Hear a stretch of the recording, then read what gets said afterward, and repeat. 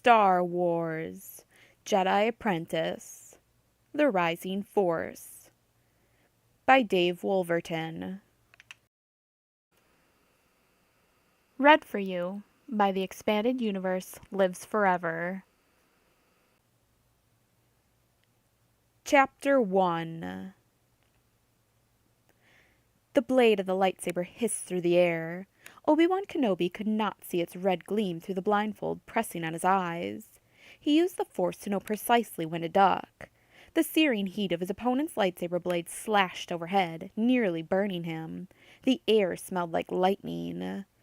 "Good," Yoda called from the sidelines of the room. "Let go. Let your feelings guide you." The words of encouragement spurred Obi-Wan on. Because he was tall and strong for a 12-year-old, many assumed that he'd have the advantage in battle. But strength and size counted for nothing where agility and speed were needed. Nor did they have any effect on the Force that he had not yet mastered. Obi-Wan listened intently for the sound of his foe's lightsaber, for his breathing, for the scrape of a shoe against the floor. Such sounds echoed loudly in the small, high-ceilinged chamber. A random jumble of blocks on the floor added another element to the exercise. He had to use the Force to sense those, too. With such uneven ground, it was easy to lose his footing. Behind Obi-Wan, Yoda warned, "Keep your guard up."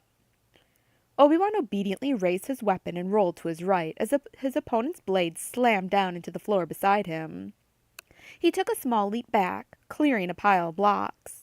Obi-Wan heard the sing of the lightsaber as his foe attempted a hasty strike motivated by irritation and fatigue. Good. Sweat trickled underneath the blindfold, making his eyes sting. Obi-Wan blocked it out, along with his pleasure at his opponent's clumsiness. He could imagine himself a full Jedi Knight, battling a space pirate.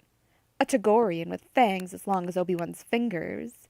In his mind, Obi-Wan saw the armored creature glare at him through eyes that were mere green slits. Its claws could easily shred a human. The vision energized him, helped him let go of his fears. In seconds, his every muscle was tuned to the Force. It moved through him, giving him the agility and speed that he needed. Obi-Wan swung his blade up to block the next blow. The attacker's lightsaber hummed and whirled down.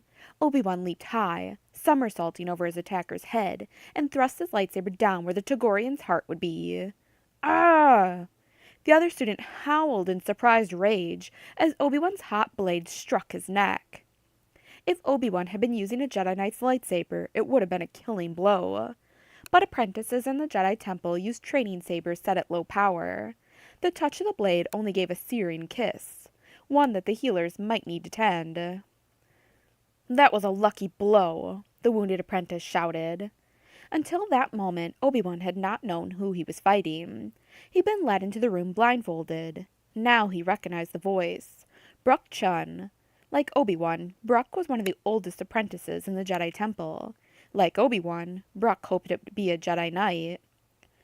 "Brooke," Yoda called calmly, "leave your blindfold on. A Jedi needs not his eyes to see."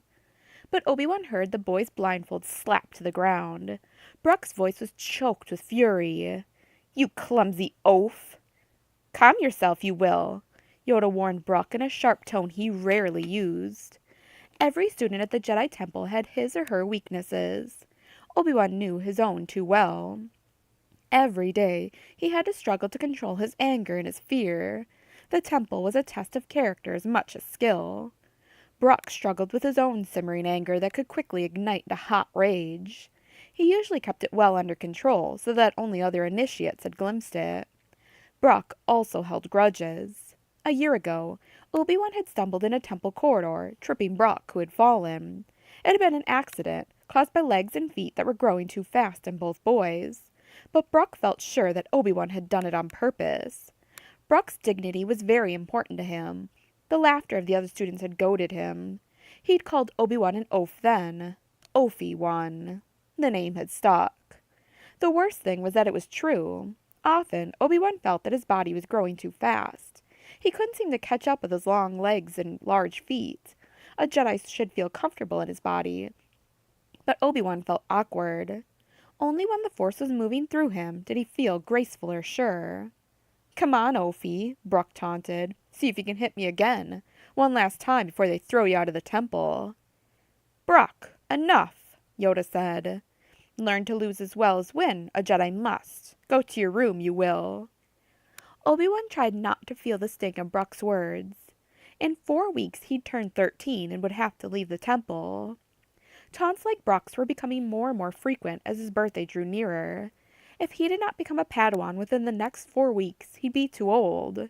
He'd been listening for rumors intently, and had found that no Jedi was scheduled to become in search of a Padawan before it was too late. He was afraid that he'd never become a Jedi Knight. That fear angered him, enough for him to make a foolish boast. "You don't have to send him away, Master Yoda," he said. "I'm not afraid to fight him without his blindfold." Color blazed in Brock's cheeks, and his ice-blue eyes narrowed. Yoda merely nodded, taking in Obi-Wan's words. The truth was that Obi-Wan was just as exhausted as Brock. He hoped Yoda would send both of them to their rooms instead of allowing them to fight again. After a long moment, however, Yoda said, "All right, continue. Much to learn you have. Use the blindfolds you must." Obi-Wan turned and bowed to Yoda, accepting the order. He knew that Yoda was fully aware of his fatigue. Although he wished that the Master would grant him a reprieve, he accepted the wisdom of all of Yoda's decisions, great and small. Obi-Wan tightened his blindfold. He pushed away his fatigue, willed his muscles to obey. He tried to forget that he was fighting Brock, or that his chance to become a Jedi Knight was almost past. He concentrated instead on the image of the Togorian pirate, its orange-striped fur covered by black armor. Obi-Wan could sense the force flowing around him, within him. He could feel the living force in Brock, the dark ripples caused by Brock's anger. His impulse was to match that anger with his own. He had to resist it. Obi-Wan assumed a defensive stance as Brock lunged. He let the force guide him as it had done earlier. He blocked the next blow easily. Then he jumped high to avoid another blow and landed behind a pillar. Lightsabers smashed together, sputtered and burned, then whisked apart. The air felt thicker, clogged with the energy of the battle. For long minutes, the two students fought as if in a graceful dance.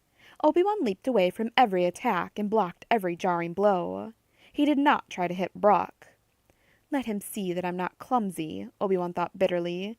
"Let him see that I'm not stupid. Let him see it over and over again."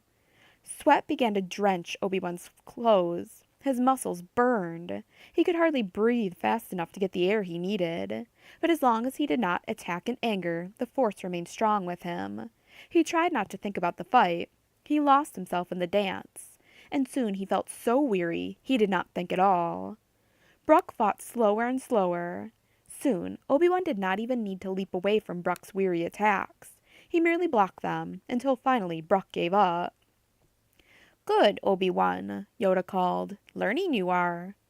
Obi-Wan switched off his lightsaber and hung it on his belt. He used the blindfold to wipe the sweat from his face. Next to him, Brock was doubled over, panting. He did not look at Obi-Wan. "You see," Yoda said, "to defeat an enemy, you do not have to kill. Defeat the rage that burns in him, and he is your enemy no longer. Rage, the true enemy, is."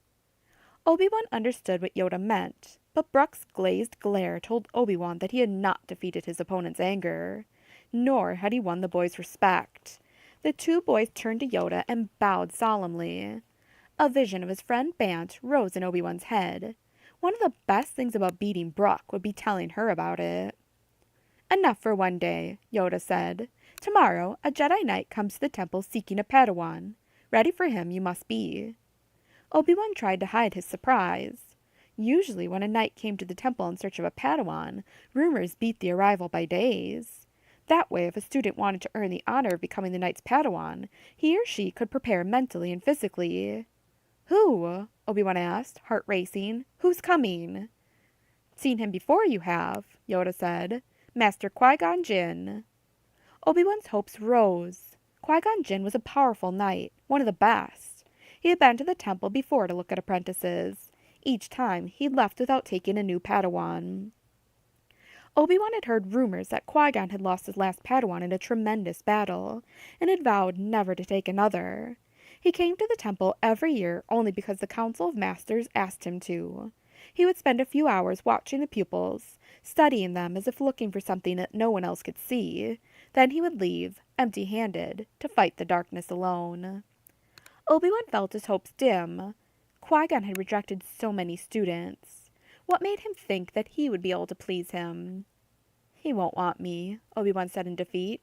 "He's seen me fight before, and he did not choose me then. No one will." Yoda squinted up at Obi-Wan with wise eyes. Always in motion the future is. One cannot be sure, but I have sensed a kinder destiny for you." Something in Yoda's tone made Obi-Wan wonder. "Will he choose me?" he asked. "On Qui-Gon that depends. And you," Yoda said. "Come back tomorrow and fight for him with the Force as your ally. Perhaps accept you he will." Yoda put a comforting hand on his arm. "Either way it matters not. Leave the temple soon you shall, but tell you I must. To lose such an apt pupil, I am sorry." Startled and pleased, Obi-Wan looked at Yoda. The Master's eyes glowed as he blinked at Obi-Wan. A compliment from Yoda was as rare as an expression of regret. That was what made his opinion so highly prized. At that moment, Obi-Wan felt that even if he didn't become a knight, he had earned Yoda's respect. That was a great gift. Yoda turned and walked from the training room, the echo of his small feet thumping on the floor. He rounded the doorway into the hall and was gone. The lights powered down automatically, and the room grew dusky with shadows. Behind Obi-Wan, Brock began to laugh. "Don't get your hopes up, Ophi. Yoda's just trying to make you feel better. The Masters won't be able to push you onto anyone. There are plenty of better candidates than you." Obi-Wan stiffened in anger. He felt tempted to point out that Brock was not one of those better candidates. Instead, he headed for the doorway. He had taken but a single step when something hard hit the back of his head. The sound of the blow against Obi-Wan's skull echoed through the room. Brock had thrown a training probe. As Obi-Wan spun to face Brock, the boy powered up his lightsaber. Its red light cut through the gloom. "Ready for another round?" Brock asked. Obi-Wan looked at the empty corridor. Yoda was gone. No one would see if he gave Brock the beating he deserved. Brock was often cruel, but usually not so brazen. He was deliberately provoking Obi-Wan, trying to get him to lose his temper. But why? Obi-Wan wondered. Of course. "You knew all along that Qui-Gon Jinn was coming to search for a Padawan, didn't you?" Obi-Wan said slowly, as a suspicion hardened into certainty. Since Obi-Wan was the oldest apprentice in the temple, the Jedi Masters would encourage Qui-Gon to take him, the lost cause. Brock would not want that to happen. Brock laughed. "I made sure you didn't find out. If I had my way, you wouldn't have found out until he left." Brock hoped to become Qui-Gon's Padawan, and the only way to do it was to make sure that Obi-Wan failed. He tried to keep him from preparing, and now he was trying to make him mad. Obi-Wan's anger, his impatience, had been his downfall often enough in the past. Brock hoped to fill his mind with rage and despair, so that he would not be open to the Force. Obi-Wan had been raised in the Jedi Temple since he was a baby. He hadn't seen much of greed or hatred or true evil. The Master shielded the children from such things, to keep them from turning to the dark side of the Force. Yet now Obi-Wan saw into the heart of ruthlessness. Brock was plotting to steal his dreams. He could not let him know how important Qui-Gon's visit was to him. He could not let Brock know how he'd caused the fear to rise in him, fear that he'd never be a Padawan. Obi-Wan smiled. "Brock, 3 months from now, when you turn 13, I hope you'll make a great farmer." It was the worst insult that he could muster, to suggest that Brock's mastery of the Force was so small that he would be fit only for the agricultural corps. Brock leaped toward him with a snarl, his lightsaber held high. Obi-Wan spun to meet him with a cry on his lips. Flashing blades clashed in a burst of light and a buzzing sound as the boys met in the room's center. Weary as they were, the boys fought until they could hardly move. By the time they crept from the training room, both boys were badly burned and bruised. Neither had won, and both had lost. As Obi-Wan headed to his chamber, Brock took a lift to the upper rooms of the temple, where the healers practiced their arts. He limped into the medic's chambers, pretending to be more hurt than he was. His clothes were slashed and singed from the practice sabers, and blood ran from his nose. When the medics saw him, their first question was, "What happened?" Brock gasped. Obi-Wan Kenobi, and then pretended to faint. One of the healers looked at him, then said briskly to a droid, "Go notify the masters." Chapter 2.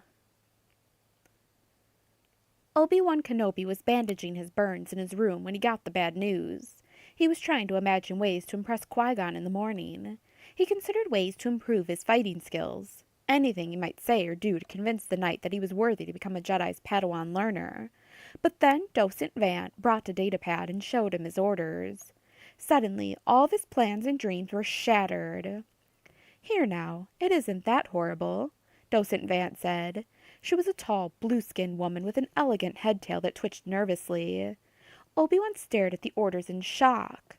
The datapad told him he would ship out of the temple in the morning. He needed to pack his bags. He was to report to the world of Bandomir, some planet he'd never heard of, out on the galactic rim. There he would join the Agricultural Corps. "But I don't understand," he said numbly. "I still have 4 weeks until my birthday." "I know," Docent Vant said, "but your ship, the Monument, leaves tomorrow, with 1,000 miners aboard. It can't wait just because you have a birthday." In shock, Obi-Wan looked around at his room. Overhead, 3 model Verpine fighters droned near the ceiling. He'd made them himself. Repulsor lift fields held them aloft, and their running lights flashed purple and green as they hummed about. Miniature insectoid pilots swiveled their heads as if to look around. Books and charts were piled on his study table. His lightsaber hung in its usual place on the wall. He couldn't imagine leaving here. It was his home. But he would leave it all gladly for the hard life of an apprentice, not a farmer. He would never be a knight now. Brock had been right, Obi-Wan thought bitterly. Yoda had been trying to make him feel better. The shock and despair made him feel sick. He raised his gaze to Docent Vant. "I could still be a Jedi Knight." Docent Vant touched Obi-Wan's hand tenderly. She smiled, revealing her pointed teeth. She shook her head. "Not everyone is meant to be a warrior. The Republic needs healers and farmers, too. With your Force skills, you will be able to treat sick crops. Your talent will help feed whole worlds." But Obi-Wan wanted to say that he felt cheated. He deserved 4 more weeks. It's a job for rejects. Initiates too weak to be knights. Besides, tomorrow Qui-Gon Jinn will be looking for a Padawan. Master Yoda said that I should fight for him. Docent Vant shook her head. "That was before the Masters heard of the beating you gave to Initiate Brock. Did you really think that the healers would not tell what you had done?"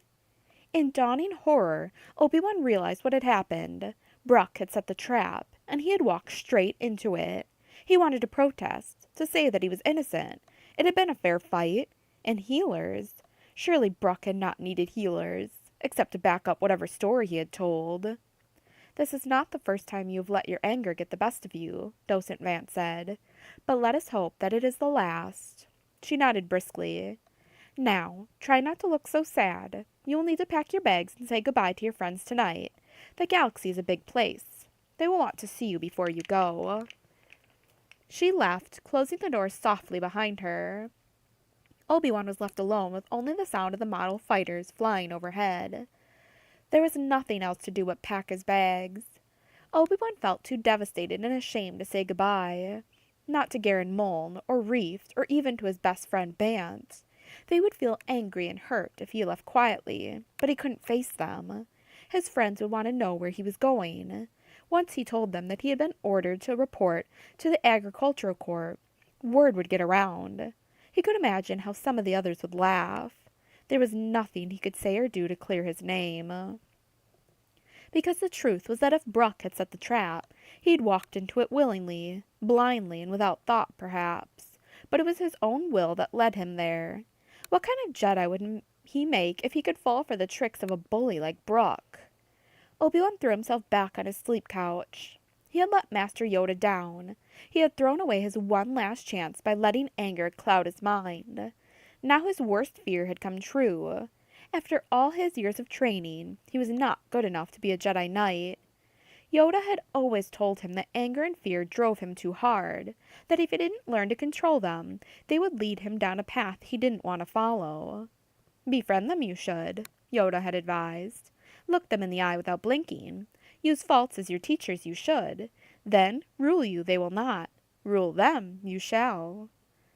Yoda's wisdom was engraved on his heart. How could he have failed to follow it? Outside his door, he heard the rest of the initiates prepare for sleep. Good nights were exchanged, shouted from chamber to chamber.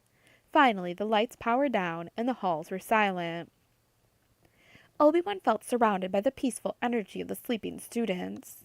It did not soothe his raging heart. His fellow initiates could rest. They did not have thoughts that tormented them. Obi-Wan tossed and turned, unable to stop imagining the sight of Brock's triumphant face when he learned of Obi-Wan's fate. There was a soft knock at his door. Hesitantly, Obi-Wan rose and opened it. Bant stood, not saying a word, just looking at him. The young Calamarian girl wore a green robe that set off her salmon-colored skin. Her clothes smelled moist and salty, for she had just come from her room, which was always kept as steamy as the air off a warm sea. She was small for her 10 years of age, and she watched him steadily with her huge silver eyes. She took in his bruises and burns, all with an expression that said, "You've been fighting again." Then she looked past him, to his bags packed on the floor. "You weren't going to say goodbye?" she asked, blinking back huge tears. "You were just going to leave?" "I've been assigned to the Agricultural Corps," he said, hoping that she'd understand how humiliating it was for him. "I wanted to say goodbye, but—" She shook her head. "I heard you were going to a planet called Bandamere." So everyone knew already. Obi-Wan nodded dully, just as Bant lurched forward to give him a clumsy hug. "Yes, that's where I'm going," he said. He hugged her. "So my fate is decided," he realized in despair. "I will be a farmer, because this first goodbye would be followed by others. He couldn't avoid them." Bant frowned and stepped back. "It'll be dangerous. Did they tell you it'd be dangerous?" Obi-Wan shook his head. "It's just the Agricultural Corps. How dangerous could it get?" "We are not to know," Bant said. "We are to do," Obi-Wan added softly. It was a phrase that he had heard many times from the masters, when they were asked to do tasks that they could not understand the significance of. "Miss you, I will," Bant said, echoing Yoda's strange way of talking. She blinked back tears. "So sorry I am," Obi-Wan answered. He tried to smile, but could not. In answer, Bant hugged him again swiftly, then hurried away to hide her tears. Chapter 3. With the help of Jedi healing techniques and the temple's marvelous ointments, Obi-Wan Kenobi's burns and bruises were healed by morning. But the pain in his heart had not eased. He slept briefly, then rose well before dawn. He said goodbye to Garen, Mjoln, and Reeft, 2 boys from different sides of the galaxy who had become inseparable in their years in the Jedi Temple. All through the morning meal, Reeft, a Dracelian with an abnormally wrinkled face, kept saying to everyone at the table, "I don't mean to sound greedy, but may I have your meat?" Or, "I don't mean to sound greedy, but—" as he looked pointedly at some puff cake or drink. Though Obi-Wan had not had dinner the night before, he shared everything. Bant kindly handed over half her puff cake. With his leathery gray skin and all those wrinkles, the Dracelian could look awfully sad if he did not get everything he wanted to eat. "It won't be so bad," Garen Mjoln told Obi-Wan. "At least you're going on an adventure." Garen Mjoln had always been restless. Yoda had often given him extra stillness exercises. "And you'll be around food," Reeft added hopefully. "Who knows where each of us will end up," Bant added. "The missions to come will be different for each of us." "And unexpected," Garen Mjoln agreed. "That's what Yoda says. Not everyone is meant to be an apprentice." Obi-Wan nodded. It was good that he'd given Reef most of his food. He couldn't eat. He knew his friends were trying to make him feel better, but they still had plenty of chances to become Jedi. That highest honor is what they all wanted, all they worked for. No matter what they said, they all knew his lost chance was a crushing disappointment. Around him, Obi-Wan heard the swirl of conversations at the other tables. Students looked over at him, then looked away. Most gazes were compassionate, and some trying to cheer him. But he sensed the overwhelming feeling in the room was that everyone was glad that what had happened to Obi-Wan had not happened to them. At Brock's table, the voices were loud and reached their ears. "Always knew he wouldn't make it," Brock's friend Alto had said loudly. Obi-Wan's ears burned as he heard Brock's high snicker. He turned, and Brock stared at him, daring him to pick another fight. "Don't mind him," Bant said. "He's a fool." Obi-Wan turned away and finished his meal, just as a huge black Barabel fruit plopped on the table near his tray. Juice from the fruit splattered on Bant and Garen Muln. Obi-Wan glared over at Brock, who had come halfway across the room to throw it. "Plant it, Ophi," Brock said. "I hear they'll grow just about anywhere." Obi-Wan started to rise from his chair, but Bant put her hand over his and held him down, trying to calm him. Obi-Wan smiled at Brock, keeping himself in control. "He wants to anger me," Obi-Wan knew. "He hopes to anger me. How often in the past have others played me like this, making me lose the chance to become a Padawan?" Obi-Wan held in his anger and merely smiled at Brock. Yet a white-hot fury was building inside him. Just then, Reeft muttered, "I don't mean to sound greedy, but are you going to eat that Barabel fruit?" Obi-Wan nearly burst out laughing. "Thank you, Brock," he said, scraping the fruit off the table and placing it in a cup. "The people of Bandemir will be honored when I share them your gift. The gift of one farmer to another." In an upper room of the Jedi Temple, Master Yoda argued with the senior members of the Jedi Council. They were meditating in a huge greenhouse, the room of 1,000 fountains, where fountains and waterfalls streamed through an emerald forest. Outside, the surface of Coruscant was hidden by black storm clouds. "Obi-Wan Kenobi must be allowed to fight before Qui-Gon Jinn this day," Master Yoda said, just as a bolt of lightning snarled through the clouds below. "I have foreseen it." "What?" Senior Counselor Mace Windu asked. He was a strong, dark-skinned man with a shaved head. He studied Yoda with eyes that could pierce like blaster bolts. "What would be the point? Obi-Wan has proven once again he cannot control his anger or his impatience, and Qui-Gon Jinn is not ready for another impatient Padawan." "Agreed," Yoda said.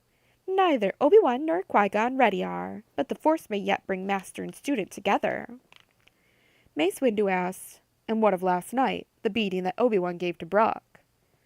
Yoda waved his hand, and as he did so, a referee droid appeared from behind the bushes. "Advanced Jedi Training Droid 6. Last night the fight you saw," Yoda prompted. Obi-Wan's heart was beating at 68 beats per minute, the droid reported. His torso was faced northeast at 27 degrees, with right hand extended down, clutching his training saber. His body temperature was... Mace Windu sighed. If allowed to continue, the training droid would take an hour just to describe how Obi-Wan had crossed the room. "Just tell us who provoked the fight," Mace Windu said.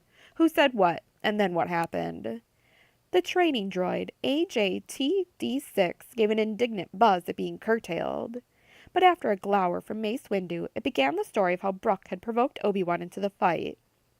At the conclusion, Mace Windu sighed. "So we have one deceitful boy, and one foolish one," he said. He looked at Master Yoda. "What do you suggest?" Yoda blinked. "Give both a chance to fail again, we should," he said. Chapter 4. Brock's red lightsaber crackled and hissed as Obi-Wan desperately tried to parry with his own. For the 4th time in less than a day, the two boys were locked in combat, grunting and struggling. Obi-Wan's muscles ached, sweat drenched his thick tunic. Brock's toughness surprised him. The boy was fighting desperately, as though his life depended on it. Obi-Wan realized that Brock was just as afraid of not being chosen as a Jedi Apprentice as he was. But Obi-Wan would match Brock's toughness with his own, and then push even harder. This was his one last chance. Brock's blade hummed as it angled toward Obi-Wan's throat. A touch there would signal a killing blow, and Obi-Wan would lose the bout. A cry rose up from the crowd seated in the shadows surrounding the battle arena. Masters and students had gathered to watch the fight. Obi-Wan could not see them. He could only hear their shouts and encouragement. Overhead, HATD-6 whisked around, monitoring the match as referee. "Fool!" Brock growled softly enough so the others could not hear above the cheering. "You should never have agreed to fight me. You can't win." Brock's shocking white hair was tied in a ponytail, and sweat stood out in droplets on his brow. He wore heavily padded black body armor. The odor of burned flesh and singed hair hung heavily in the air. Both warriors had managed to hit one another, but the touches so far had not been firm strikes. Around the arena, many of the younger initiates cheered, calling out encouragement to Brock or Obi-Wan. All of them had heard the fight last night. Obi-Wan heard Bant shout, "Courage, Obi-Wan! You're doing well!" Garen Muln whistled through his teeth. "You mean you can't win," Obi-Wan told Brock scornfully as their training lightsabers tangled and sizzled. "Your failure today will signal to everyone that you are not just a loser, but a liar." The Masters had decided the fight would be without blindfolds. Brock's face was close, and his eyes glared at Obi-Wan with hate. The moment stretched, extended. In Brock's eyes, Obi-Wan saw a future mapped out for him, a future in which anger ruled him and he began to hate all who opposed him. Obi-Wan reached out for the Force. He felt it flow around him, but he could not fully grasp it. Here was the boy who stood between him and his dream, who mocked him, who tricked him. He pushed against Brock and saw the surprise in the boy's eyes as he fell backward. Obi-Wan took advantage of Brock's uncertainty to aim a sizzling attack at Brock's face. Brock ducked and slashed at Obi-Wan's feet. Obi-Wan leaped high in the air. As a child, Obi-Wan had learned by fighting older students to avoid flashy attacks that wasted energy. Instead, he'd been trained to fight defensively, to block blows with small movements, or to avoid them. As Obi-Wan parried Brock's moves, he felt Qui-Gon Jinn's eyes on him. The Jedi was a rebel and a loner, and Obi-Wan wanted to be seen as a rebel too. Instead of waiting to gauge Brock's attack strategy, Obi-Wan attacked suddenly and furiously. Brock tried to block the attacks, but Obi-Wan's lightsaber met Brock's with stinging power. Brock nearly dropped his weapon. Obi-Wan brandished his lightsaber in both hands, swinging brutally. Brock tried to block a second time and fell back, sprawling.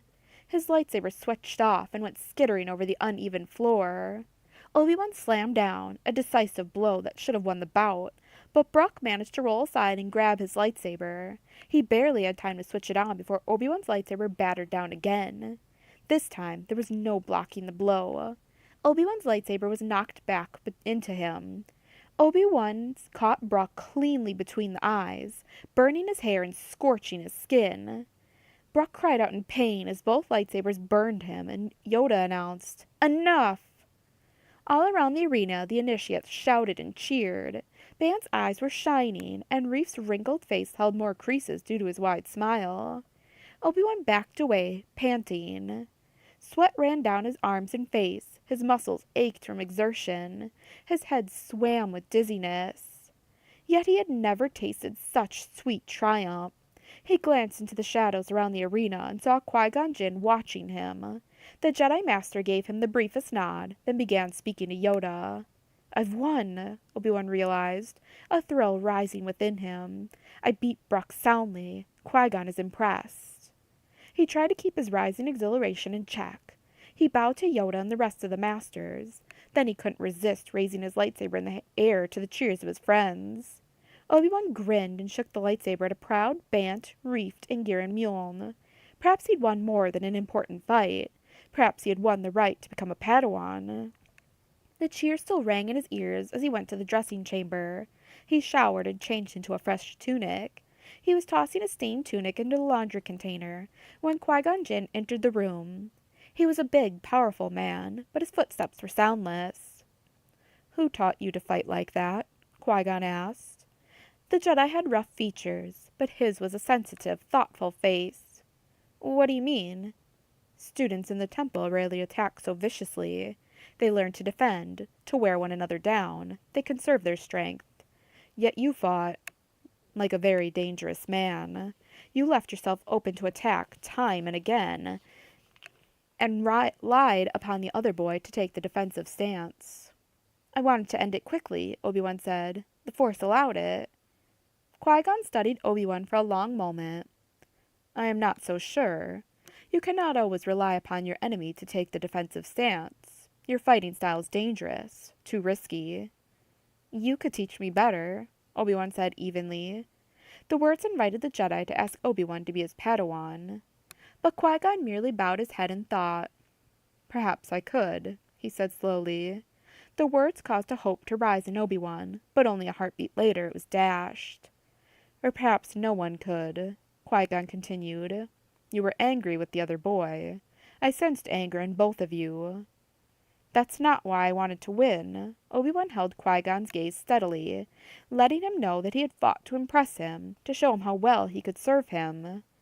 Qui-Gon watched Obi-Wan intently for a long moment, still staring at him. Through him. Hope rose in Obi-Wan again. He'll ask me now, Obi-Wan thought. He'll ask me to be his Padawan. But Qui-Gon merely said, in future fights, rein in your anger. A Jedi Knight never exhausts himself when battling a stronger foe. And never expect your enemy to miss an opportunity to do you harm. Qui-Gon turned and headed for the door. Obi-Wan stood still, confused. Qui-Gon was not taking him as an apprentice. He was merely giving out advice, the way the masters always did. Obi-Wan couldn't let him walk away. He couldn't see his dream die. Wait! Obi-Wan called out. When Qui-Gon turned, he dropped to one knee as a sign of humility. If I was wrong, it only means I need the best teacher. Will you take me with you? Qui-Gon turned slowly and eyed the boy. He frowned, deep in thought. At last he murmured, No. Qui-Gon Jinn, I will be 13 in 4 weeks, Obi-Wan said. The truth was a desperate gamble, but he had to say it. You are my last chance to be a Jedi Knight. Qui-Gon shook his head sadly. It is better not to train a boy to become a knight if he has so much anger. There is the risk he will turn to the dark side. With that, the huge Jedi wheeled and strode for the door, his cape streaming. Obi-Wan sprang to his feet. I won't turn, he said with certainty. But Qui-Gon neither slowed his stride nor turned back. In a moment he was gone, as quickly and silently as he had appeared. For a long minute Obi-Wan could only stare at the empty air in shock. At first he couldn't quite take it in. It was over. His last chance had played out. There was nothing left for him. His bags were packed, sitting on a bench. He had only to pick them up and take them to the transport that would carry him to the planet Bandamere. He lifted his chin. Though he would never become a knight, he would at least leave the temple like one. He would not plead. He picked up his bags and headed down the long hallway that led from the battle arena to the landing platform. He passed the meditation grotto, the meal room, the classrooms, places where he had learned, struggled, and triumphed. It was all home to him. Now he must leave and head for a future he hadn't asked for and did not want. Obi-Wan walked out the door of the temple for the last time. He tried to push away his deep sorrow and look to the future as he'd been taught. But he could not. Chapter 5. Qui-Gon Jinn could not get the sight of Obi-Wan's despairing face out of his mind. The boy had struggled not to show it, but it was written on his every feature. Qui-Gon sat quietly in the star map room. Among all the rooms of the temple, this was his favorite. A velvety blue ceiling curved above him in a dome. The only light came from the stars and planets that surrounded him, pinpricks against the blue and all the glowing colors of the spectrum. He had only to reach out a hand and touch a planet for a hologram to appear, detailing its physical properties, its surrounding satellites, and its form of government. Knowledge was so easily obtained here, but when it came to the heart, so much was a mystery. Qui-Gon told himself he had made the correct decision. The only decision. The boy fought well, but too fiercely. There was danger there. The boy is not my responsibility, Qui-Gon said aloud. Certain are you? Yoda asked from behind him. Qui-Gon turned, startled. I didn't hear you, he said politely. Yoda walked farther into the star map room. A dozen boys fought for you. If you do not choose a Padawan today, the dreams of at least one of those boys will die." Sighing, Qui-Gon studied a bright red star. "There will be more boys next year. Perhaps then I will choose a Padawan." In his visits to the temple, Qui-Gon always valued his time spent with Yoda. Now he wished the master would go away. He did not want to discuss this, but he knew Yoda would not leave until he had made his point. "Perhaps," Yoda agreed. "Or perhaps still reluctant you will be. What of young Obi-Wan? Well, he fought." "He fought ferociously," Qui-Gon agreed. "Yes," Yoda said, "like a boy that I knew long ago." "Don't," Qui-Gon interrupted. "Xantos is gone. I don't want to be reminded." "Not speaking of that one," Yoda said. "Of you, I spoke." Qui-Gon didn't answer. Yoda knew him too well. He could not argue. "Strong in the Force he is," Yoda remarked. "And angry and reckless," Qui-Gon said, a trace of irritation beginning to edge his tone. "And likely to turn." "Not all angry young men to the dark side turn," Yoda said calmly. "Not if a proper teacher they have." "I will not take him, Master Yoda," Qui-Gon said evenly. He knew Yoda would hear the strong will in his words. "Very well," Yoda said. "But by chance alone we do not live our lives. If take an apprentice you will not, then in time perhaps fate will choose." "Perhaps," Qui-Gon agreed. He hesitated. "What will happen to the boy?" "For the agricultural corps he will work." Qui-Gon grunted. "A farmer. Such a waste of potential. Tell him that I wish him luck." "Too late," Yoda said. "On his way to Bandamere he is." "Bandamere?" Qui-Gon asked in surprise. "Know the place, you do?" "Know it? The Senate has asked me to go there. I'm leaving now." "You knew this, didn't you?" Qui-Gon eyed the small master suspiciously. Yoda said. "I knew it not. But more than coincidence this is. Strange are the ways of the Force." "But why send the boy to Bandamere?" Qui-Gon asked. "It's a brutal world. If the weather doesn't kill him, the predators will. He'll need all of his skill just to stay alive. Never mind the Agri-Corps." "Yes, so the council thought," Yoda said. "Good to go crops Bandamere may not be, but a good place for a young Jedi to grow it is." "If he doesn't get himself killed," Qui-Gon growled. "You must have more faith in him than I do." "Yes, my point that is," Master Yoda said, chuckling. "Listen harder, you must." With an exasperated sigh, Qui-Gon returned his attention to the stars. "Study the stars you may, Qui-Gon," Yoda said as he left. "They have much to teach you. But will it be what you need to learn?" Chapter 6. The monument was an old Corellian barge, pocked and scarred from meteor hits. It was shaped like a crate, and attached to the front of it were a dozen cargo boxes it would push to Bandamere. It was the ugliest, dirtiest ship that Obi-Wan could have imagined. If the exterior was ugly, the interior was foul. Its battered corridors smelled of miner's dust and the sweaty bodies of many species. Repair ports were left open, so that wires and pressure hoses, the ship's guts, spilled out as if from an open wound. Everywhere in the monument enormous huts slithered about like giant slugs.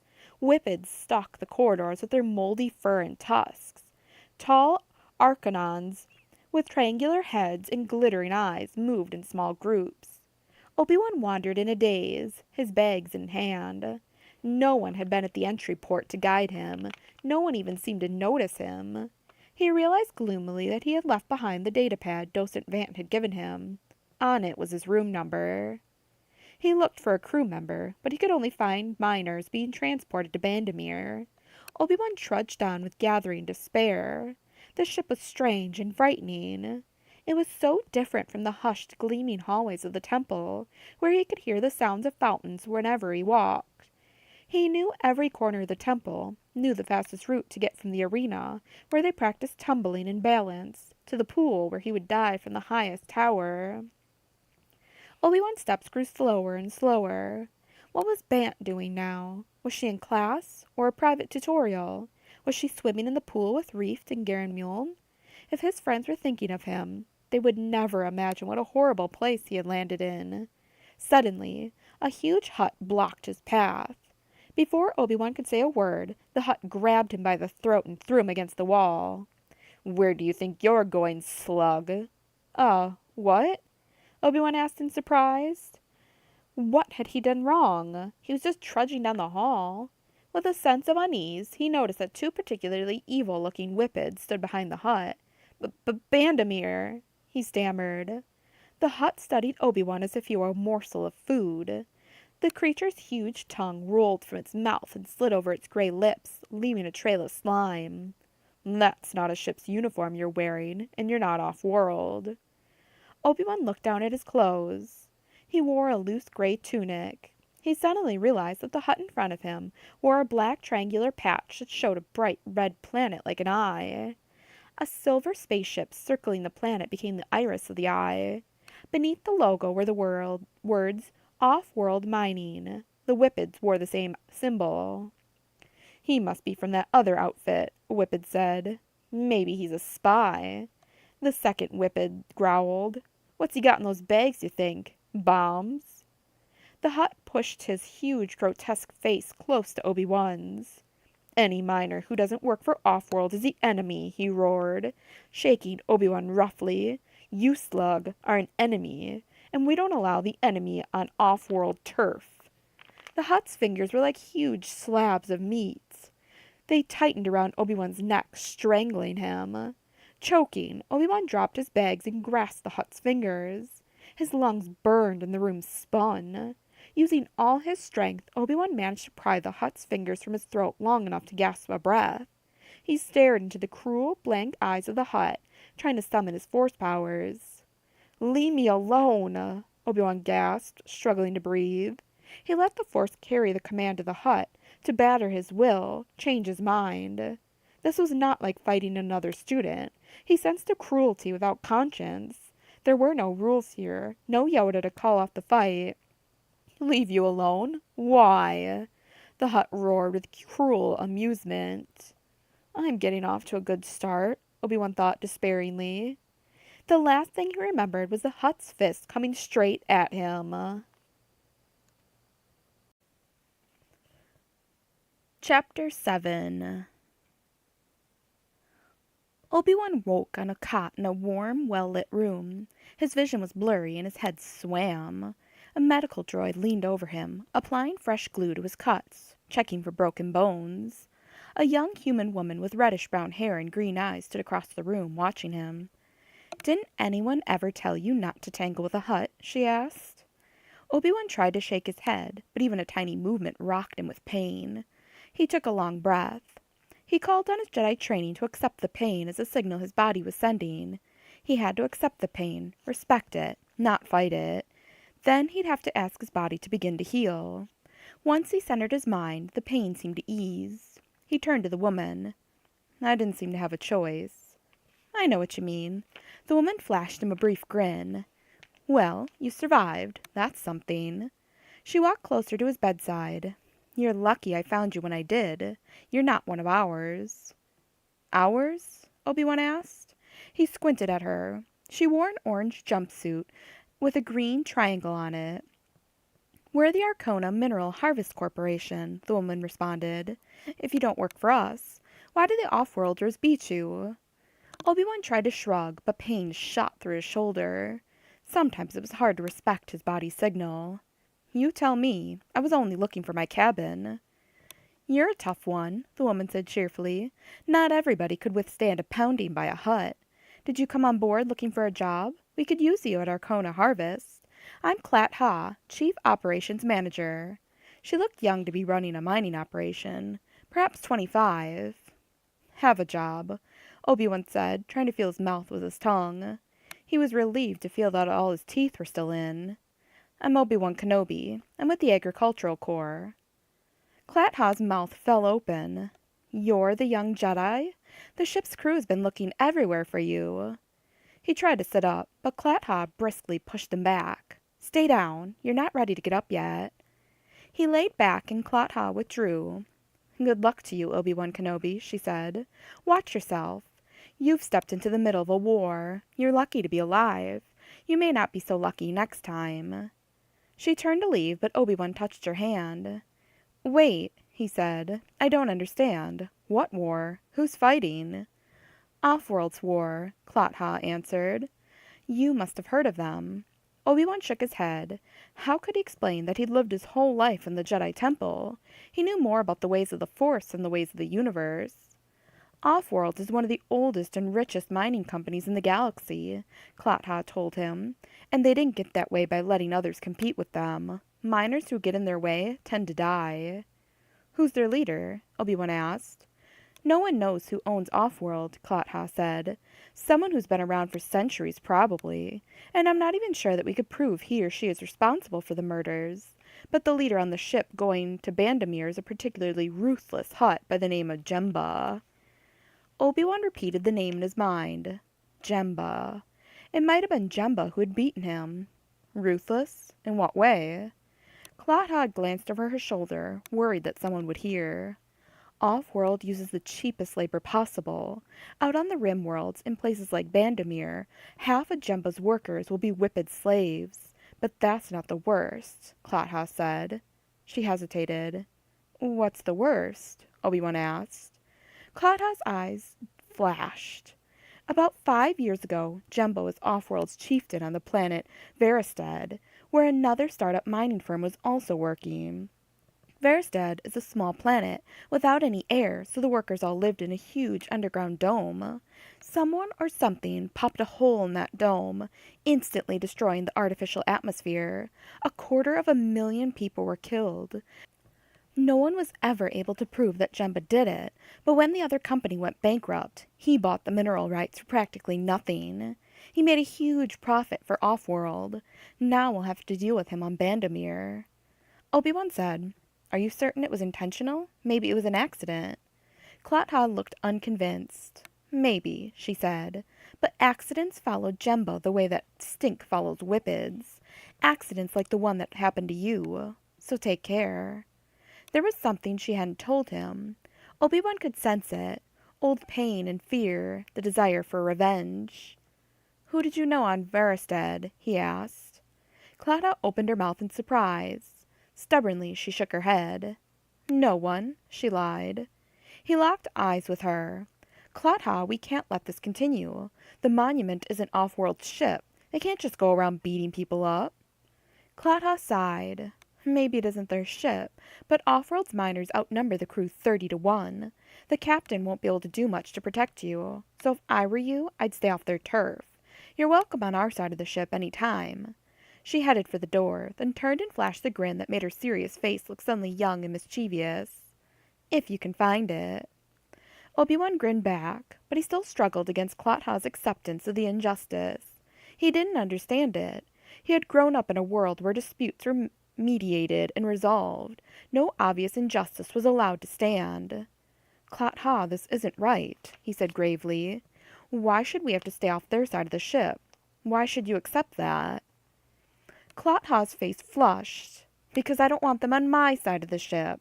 Obi-Wan, listen to me, she said urgently. Accidents happen around Jemba. Drilling rigs blow and tunnels collapse and people die. I don't want his corporate spies and saboteurs on my side of the monument, any more than he would want mine on his. So just accept the way things are. It's better for everyone. She left the room, the door swinging shut behind her. The edges of the door seemed to vibrate strangely. Obi-Wan realized that the heat he felt wasn't only because he was angry at injustice. His body was on fire. He tried to accept the fire and the pain, but dizziness overcame him. He fell back on his cot, head reeling, while the room spun. Chapter 8. Obi-Wan dreamed that he was in the Jedi Temple, walking among the star maps. He reached out and touched the star closest to Bandamere, one of a pair of giant, dull red lights. A hologram appeared, and a master long dead announced, Bandamere, the place where you will die if you're not careful. He woke in the sick bay with tubes in his arms and an oxygen mask over his nose and mouth. For a moment he thought he was still dreaming. Qui-Gon Jinn stood over him. Then the Jedi's large, cool hand rested on Obi-Wan's forehead, and Obi-Wan realized he was awake. "How?" Obi-Wan whispered. Qui-Gon's hand dropped, and he took a step back. "Don't try to speak," he said gently. "You've had a bad fever, but I've taken care of it. Your wounds turned out to be worse than what the medics could handle." "Is it really you?" Obi-Wan asked, struggling to clear his clouded brain. Qui-Gon smiled. It was the first time Obi-Wan had seen him smile, and he realized that Qui-Gon was not all coolness and judgment. "Yes, it's really me," he said. "Did you come to look for me?" Obi-Wan asked hopefully. He would not have asked such a blunt question, but he was too weak to puzzle out why the Jedi was here. Qui-Gon shook his head. "I'm on my way to Bandamir as well. I'm on a mission for the Galactic Senate. Our missions have nothing to do with each other." "Still, we're together," Obi-Wan said. "You could show me—" But Qui-Gon shook his head once again. "No, Obi-Wan, that is not why I'm here. Our destinies lie along different paths. Now is the time for you to get to know the people that you will serve. You must forget about me. You must serve the Jedi in ways other than as a knight. There is honor in that, too." He did not say it cruelly, but Qui-Gon's words struck Obi-Wan like a blow. It seemed that every time his hopes were raised, they were dashed again. It was clear to Obi-Wan that even though chance had placed them on the same ship, Qui-Gon wanted nothing to do with him. If the rumors were true, then Obi-Wan, or any initiate Obi-Wan's age, would only be a painful reminder of the Padawan that Qui-Gon had lost. Obi-Wan could not fight Qui-Gon's past. He hid his disappointment and tried to look strong, despite his physical weakness. "I see," Obi-Wan said. The door to the sickbay opened a crack. A triangular head appeared in the crack, and glowing green eyes peered at Obi-Wan. As soon as the intruder saw that Obi-Wan had noticed him, the door swished shut. Obi-Wan turned back to Qui-Gon. "You're right. My mission should be my first concern. He stopped when the door opened a crack again. Obi-Wan struggled to raise himself on his elbows. "Well, come in," he called to the intruder. An Arconan edged into the room. He was slightly shorter than most, with skin that was more green than gray. "We do not mean to disturb." "It's all right," Obi-Wan said kindly. "But we were told to meet Klat-Ha here. She has a situation she needs to discuss. We heard that a young boy faced a Hutt in a great battle and survived," the Arconan said softly. "We wanted to see the great hero. We are sorry to disturb. We will wait outside." He began to retreat. Obi-Wan looked over the Arconan's shoulder before he remembered that Arconans always referred to themselves as we. They did not have a sense of an individual self, and lived all their lives in colonies. "I think I'd better set you straight," Obi-Wan said. "First of all, it wasn't a great battle. The Hutt just picked me up and strangled me until I passed out. I'm no hero." "That you survived at all is a credit," Qui-Gon observed. "Exactly." The Arconan took several steps forward. "The Hutts inspire great terror in us. You showed strength and courage. We admire that. You are a hero." Obi-Wan looked at Qui-Gon helplessly. He realized that he couldn't talk the Arconan out of his overblown opinion. Qui-Gon turned away to hide a smile. "Well, sit down and introduce yourself," Obi-Wan said. "In this place I need all the friends I can get." "Our name is Si Trimba," the Arconan said, perching on a chair. "We know yours is Obi-Wan Kenobi. We'd be honored to be your friend." The door to the sickbay slid open. Klat-Ha strode in with an impatient expression. "Good, you're here," she said to Si Trimba. Si Trimba scrambled to his feet. He began, but Klat-Ha cut him off by turning to Qui-Gon. "We have a problem," she said crisply. "Someone has been tampering with our equipment. Young Si Trimba here discovered it on a routine inspection. We have 3 Arconan tunneling machines in stock, and all 3 have been sabotaged." "How so?" Qui-Gon asked. Si Trimba stepped forward. "The thermocoms that monitor the tunnelers' hull temperature have been removed, sir, and the coring couplers have been rigged so they will not disengage."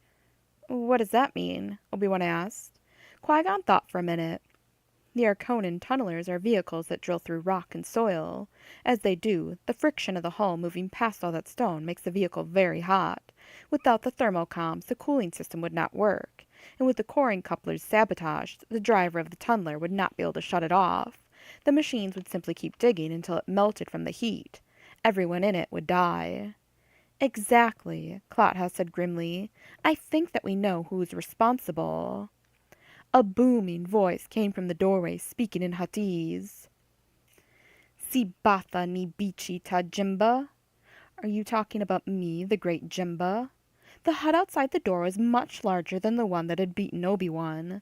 Huts can live for hundreds of years, and they never really stop growing, either in size or cunning. This one, Jemba, had a mouth so vast that he could have swallowed 3 men whole. Jemba's huge face and eyes filled the doorway. Yes, Qui-Gon said evenly. We were talking about you, O great Jemba. Come in, if you can. Jemba hunkered down.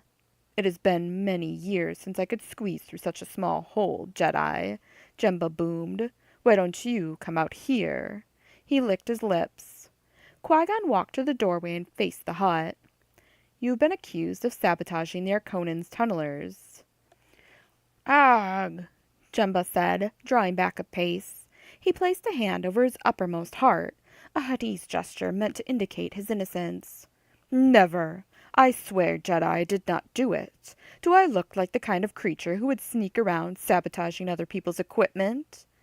Obi-Wan did not believe the hut for a moment, but he almost had to laugh at the idea that the enormous hut could sneak anywhere.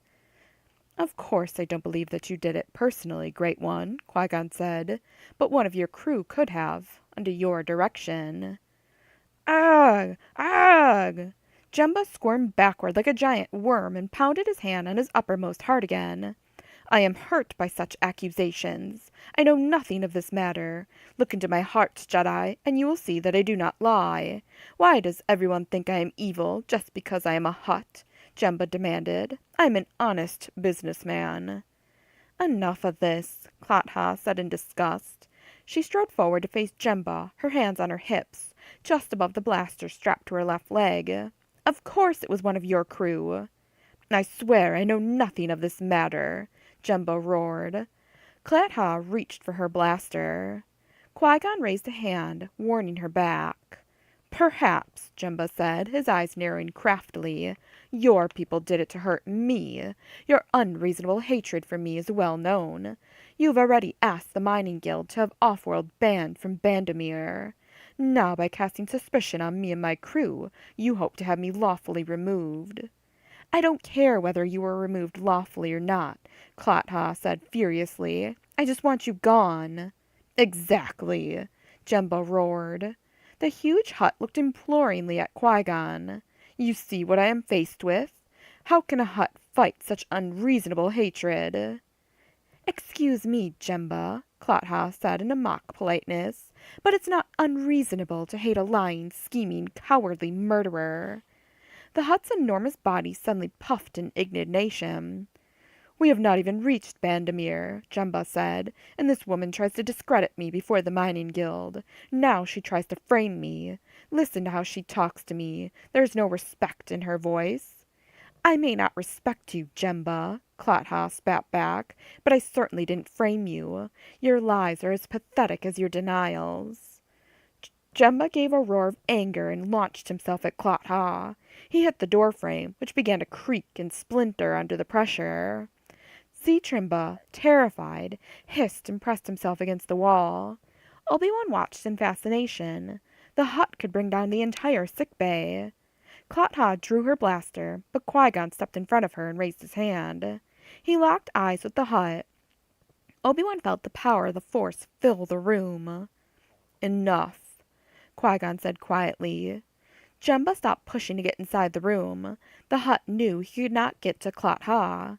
Qui-Gon glanced at Clotha.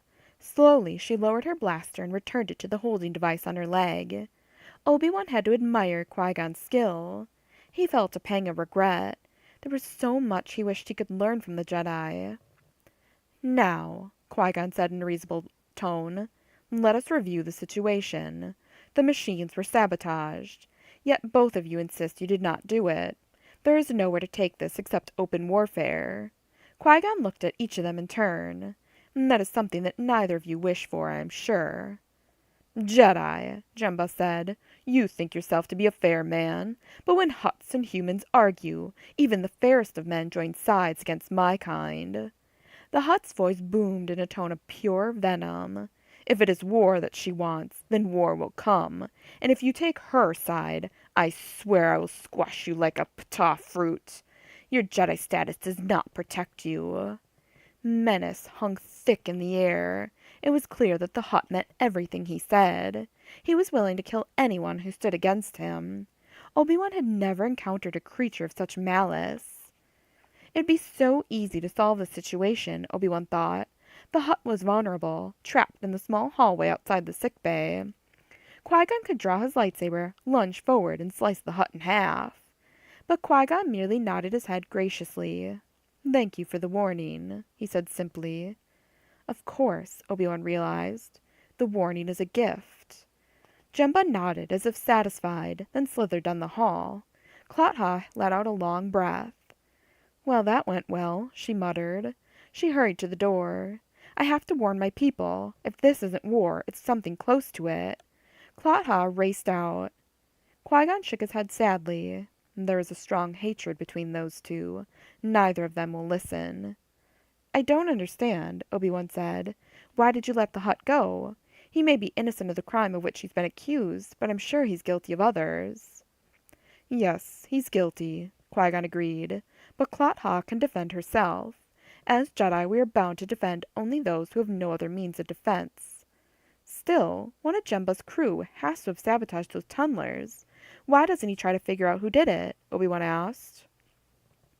Qui-Gon answered, "Because if one of Jemba's men did do it, it will make him look bad before the Miners' Guild. He might be ordered off Bandamere permanently. He knows that, so he won't point any fingers at his own." "Ah," Trimba said, "and Clot-Ha must feel the same. If anyone learned that one of her workers tried to frame Jemba, the Miners' Guild would be furious."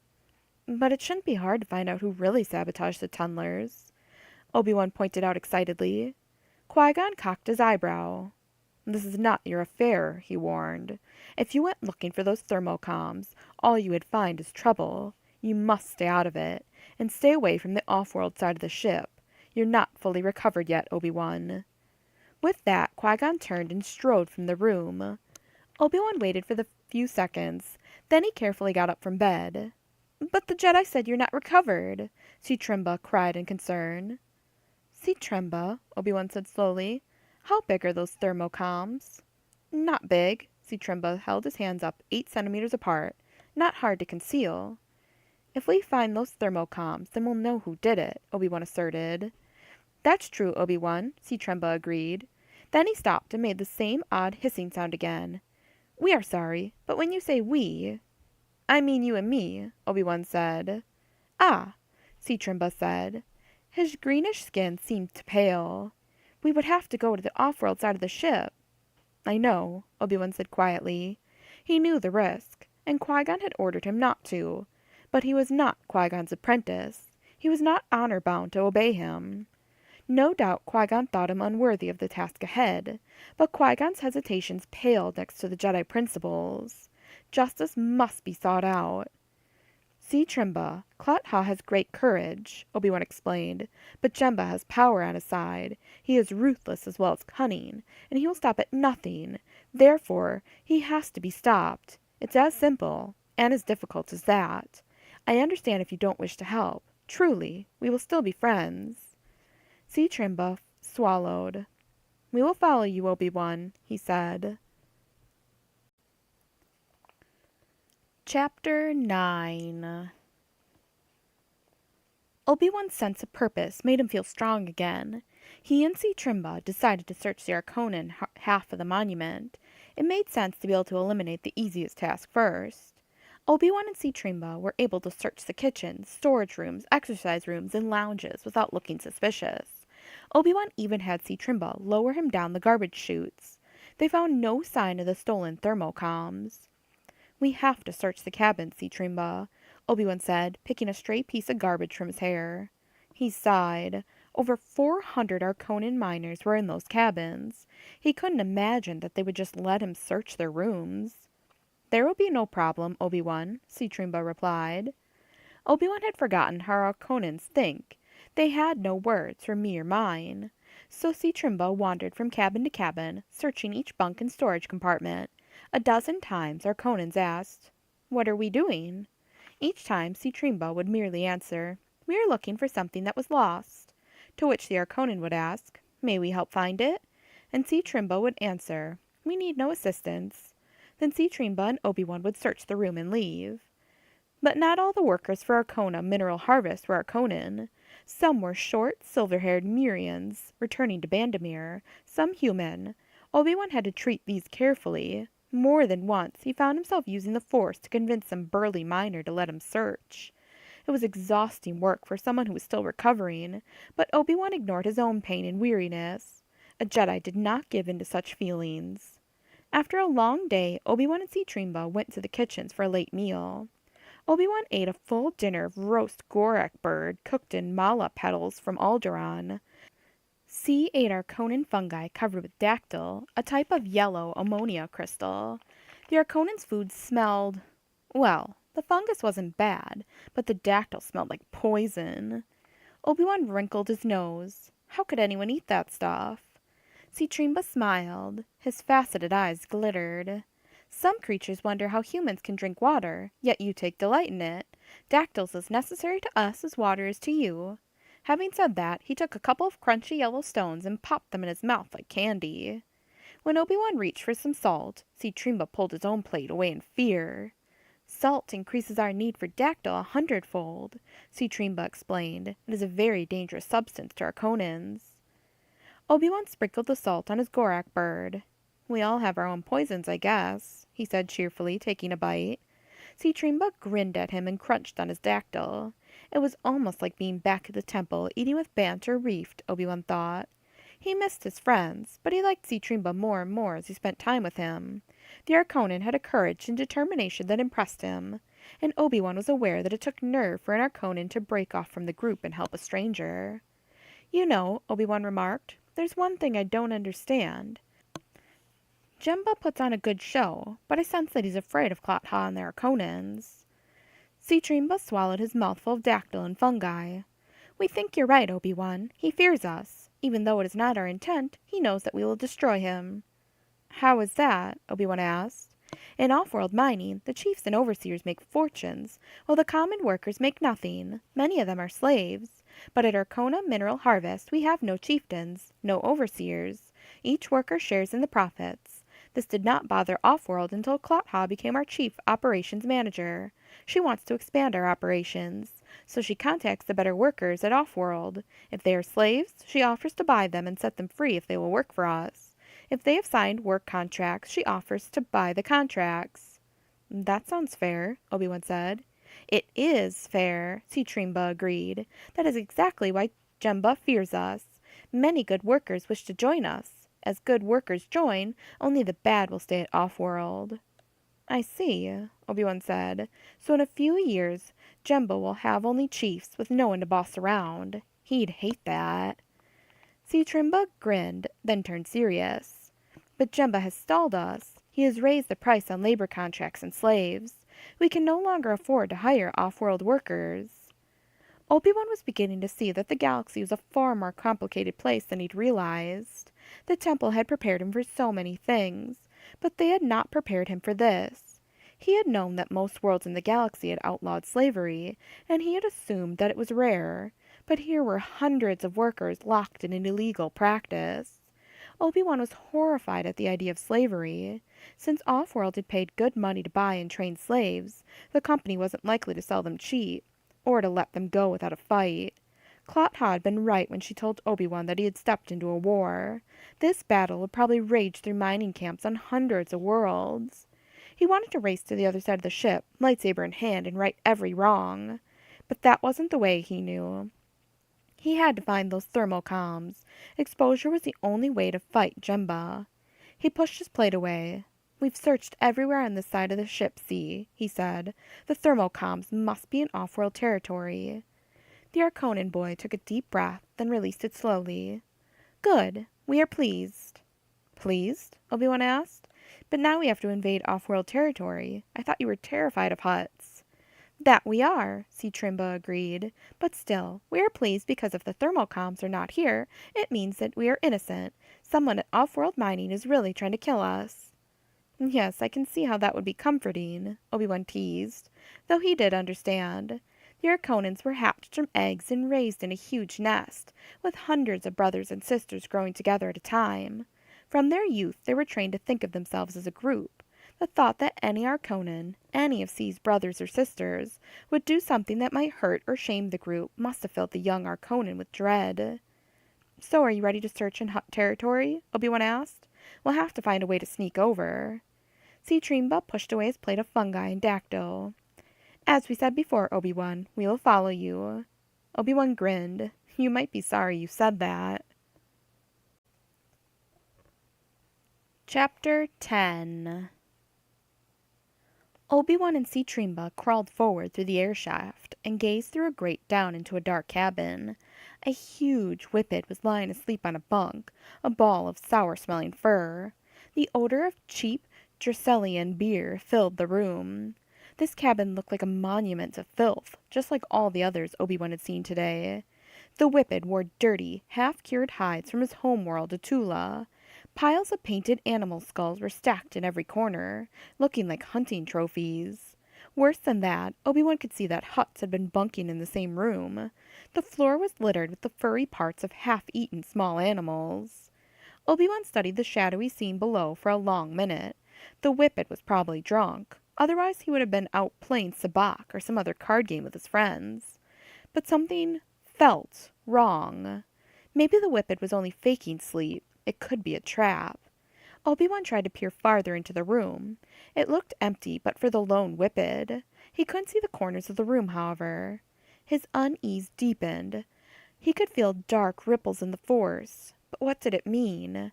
Evil streamed through this side of the ship like poisonous air. He'd searched several rooms already. He'd found illegal weapons, riot guns, and biotic grenades. He'd found a small casket filled with credit chips that might have been stolen loot, but he hadn't found any thermocoms. He studied the whippet again. He was lying on his cot. Beneath his head, Obi-Wan could see a barely concealed weapon. Among such creatures, sleeping with a blaster was the norm. Obi-Wan watched the whippet breathe. He took shallow breaths, a bit too unevenly for Obi-Wan to be comfortable. If he was asleep at all, he was sleeping lightly. Too often in the past, Obi-Wan's impatience had gotten him into trouble. This time, he decided to trust his instincts. Carefully, quietly, Obi-Wan scooted past this room. He glanced back behind him in the cramped air duct. C. Trimba was at his heels. The poor Arconan could hardly move his huge triangular head through the shaft. Then C. Trimba banged his head on the metal duct. It made a small thump. Obi-Wan cringed. Because C. Trimba's people had evolved in the tunnels of Arcona, his marvelous faceted eyes gave off a faint bioluminescent light. Obviously, Arconans were not animal hunters. Obi-Wan only hoped that as they passed the cabin below, the whippet would not glance up and see the Arconan. Obi-Wan held his breath and moved forward, inching along toward the air vent for the next cabin. The odor coming from the room ahead was horrible, a mixture of sour fat and greasy hair. Obi-Wan could hear voices, the booming laughter of Hutts, the animal growls of whippets. He brushed aside some dust and peered through the next vent. The cabin was full of Hutts and whippets, all crouched around the floor playing dice. C. Trimba would never be able to sneak past them. They'd have to back up, as they had done so many times today. Obi-Wan feared they were completely lost. Glancing back down the air shaft, Obi-Wan could see C. Trimba cautiously inching toward the previous air shaft. Obi-Wan waved a hand, trying to get the Arconan's attention, when suddenly a blinding flash of light erupted through the shaft, and a deafening boom roared. Someone had shot a blaster through the vent. Smoke began to fill the air. They were trapped. Frantically, Obi-Wan signaled at C. Trimba to hurry toward him, but even as he did, a huge furry paw pushed through the metal grate and grabbed C. Trimba by the throat. C. Trimba's glittering eyes widened in terror. He let out a choked sound that might have been a call for help. Then he was yanked through the grate. Obi-Wan heard the thump of his body hitting the ground. Through the vent behind him, Obi-Wan heard a Hutt laugh cruelly. "And you said there were womp rats in the air shaft. I told you I smelled an Arconin. Obi-Wan's heart pounded. In seconds he knew that someone would stick his head up through the grill, blaster in hand, looking for more like Citrimba. Moving as quickly as he dared, he scooted silently toward a corner 20 meters ahead. He pulled himself around it, sweat streaming down his face. Behind him, he heard the faint sound of Citrimba screaming. A whippet roared in anger. Obi-Wan bit his lip. He wanted to block out the sounds of Citrimba's screams, but he deserved to hear them. He had gotten the Arconin into this mess. Through the air shaft, he heard someone growl. I don't see anyone else up here. He didn't dare return for Citrimba. Instead, Obi-Wan crawled forward blindly, turning several corners and moving quickly through the ducts. He had to get help. At last he stopped, panting. There was no help on this side of the ship. Qui-Gon had warned him to stay out of off-world territory.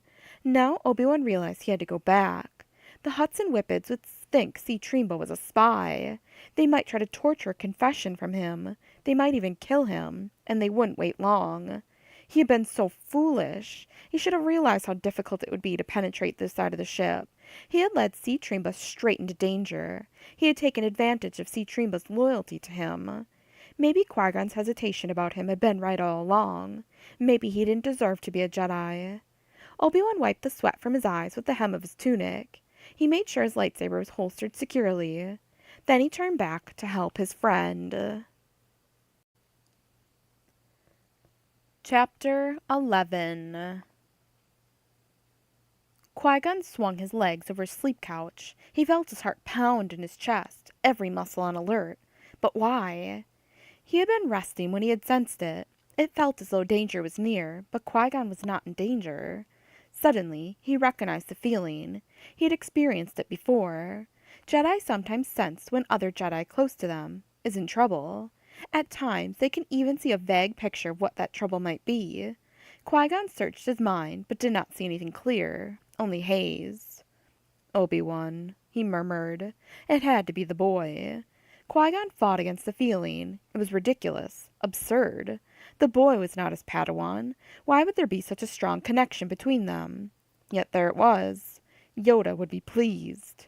Qui-Gon groaned. He was not. Wherever he turned, the boy appeared. He was happy to treat Obi-Wan's injuries, but he refused to be responsible for his welfare.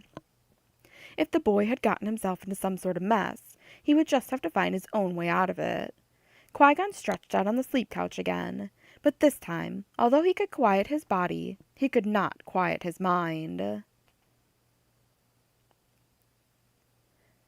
Time seemed to crawl as Obi-Wan desperately searched for Citrimba. He had to drag himself through the air shaft, sneaking past minor cabins and peering through grates, holding his breath. Grime covered his hands, and grit flew into his eyes and mouth as he stirred up years of dust. At last he found Citrimba, 4 floors down near the belly of the ship. A small cabin had been made into a makeshift prison cell. Apparently the monument had need of a temporary jail during its transport runs. Considering the crowd on this one, Obi-Wan wasn't surprised. Obi-Wan peered down through the vent. Citrimba was chained to the wall by one ankle. He lay sprawled on the floor, his arms outstretched. Just out of his reach lay some yellow crystals of dactyl. Only a half-dozen paces away, a Hutt and 2 whippet guards played cards at a massive carved metal table. The Arconin boy looked beaten and bruised, but more seemed to be wrong with him than a mere beating. His color had gone from a healthy gray-green to a muddy tan. Obi-Wan could see that the life force in the Arconin was weak and fading. But why? Citrimba had ingested his dactyl supply before they'd begun the search. Why had he weakened so fast? The Hutt slithered over Citrimba and grinned as he stared down at the captive. Obi-Wan recognized him. It was the Hutt who had beaten him up the day before. "Ready to talk yet?" the Hutt asked. "Don't you want that dactyl? I could push a few crystals over." Citrimba stared at him silently. Even from above, Obi-Wan could see that his friend's contempt for the Hutt could not mask his fear. The Hutt leaned closer, his huge head bobbing in front of Citrimba. "What were you doing in our vents? Who sent you to spy on us?" Weakly, Citrimba shook his head. "You don't look so good," the Hutt sneered. "We gave you enough salt in that saline injection to deplete all the dactyl in your body." He leaned back again and chortled. So why don't you tell us what we want to know? It beats dying. Someone was with you. Who was it? Our Conans never travel alone. Citrimba shook his head again. His head low back, and his cheek hit the floor. Frustration filled Obi-Wan. He had to do something. He grasped the vent and pulled it out. He shoved himself into the opening, then somersaulted down to the floor. In a heartbeat, his lightsaber was in his hand. "Do you only pick on the weak and unarmed, Hutt?" he asked. For a moment the Hutt was so astonished he could only blink at Obi-Wan. Then he began to laugh. "Blast him," he said offhandedly to the Whippet guards. Obi-Wan had counted on the slow reaction time of the Whippets. They stared at him, their mouths open underneath their tusks. Obi-Wan sprang forward, slashing at the heavy table. The lightsaber cut through the thick legs easily. With a crash, the table thudded down on the Whippets. The flimsy stools they'd been sitting on collapsed under the weight, pinning them to the floor. They howled in surprise and pain. "Sorry to break up your game," Obi-Wan said. Keeping his eye on the surprised Hutt, he reached over to the table and grabbed the key to Citrimba's leg cuff. The shackle was an ancient thing of metal with a simple lock. Obi-Wan tossed the key to Citrimba. The Hutt slithered toward him. "So, young Jedi, you've not yet learned your lesson. How dare you defy me, the mighty Grillub?" "Oh, but I did learn something," Obi-Wan said. He held the lightsaber in readiness. "You prey on the weak. Now I'm prepared to fight you, coward." Grillub eyed the lightsaber with contempt. "With that?" Obi-Wan glanced behind the Hutt at Citrimba. The Arconid had managed to free himself. He was quickly eating up all the dactyl on the floor. Already his color was starting to brighten. As the Hutt moved toward Obi-Wan, his enormous fists raised, Obi-Wan ducked and rolled in a classic Jedi defense maneuver. As he passed, he delivered a lightsaber blow to the Hutt's flank. He heard the flesh sizzle.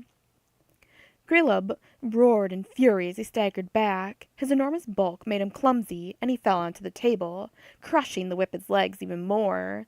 They howled in pain and beat against him with their fists. "Hurry, see," Obi-Wan urged. Keeping himself between Grillub and Citrimba, he waited until the Arconin had reached the door. Then he hurried after him as Grillub tried to struggle to rise. Hutts were powerful, but they were not exactly light on their feet.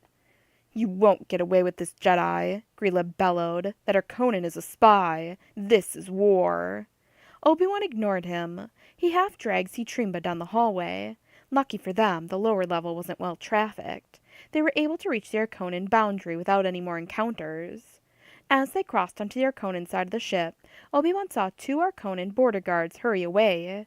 He knew they were going to alert Clat-Ha that the 2 had returned, and had come from off-world territory.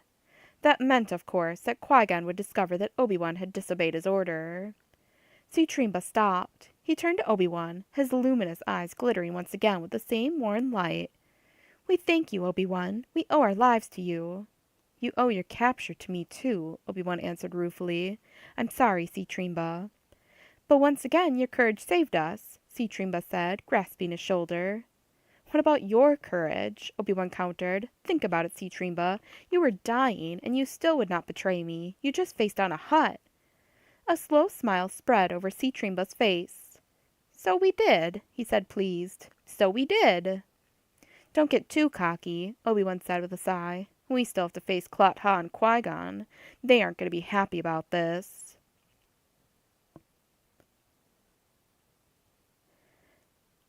As soon as Obi-Wan Kenobi and Citrimba were gone, Grillub slithered to Jemba and told him everything. The great gray Hutt loomed over Grillub, gasping in rage. Jemba was hundreds of years older than Grillub, and also much larger. "So," Jemba growled, looking around his stateroom in a rage. "I knew it. The Jedi Knight and his young pupil have joined with the Arconins against me." "It was inevitable, O Great One," Grillub said. "They do not like our kind." "It's your fault," Jemba said. "I should chop off your tail for this and have it for dinner." Grillub's heart began racing in fear, and he immediately coiled his tail up near his body. Jemba continued.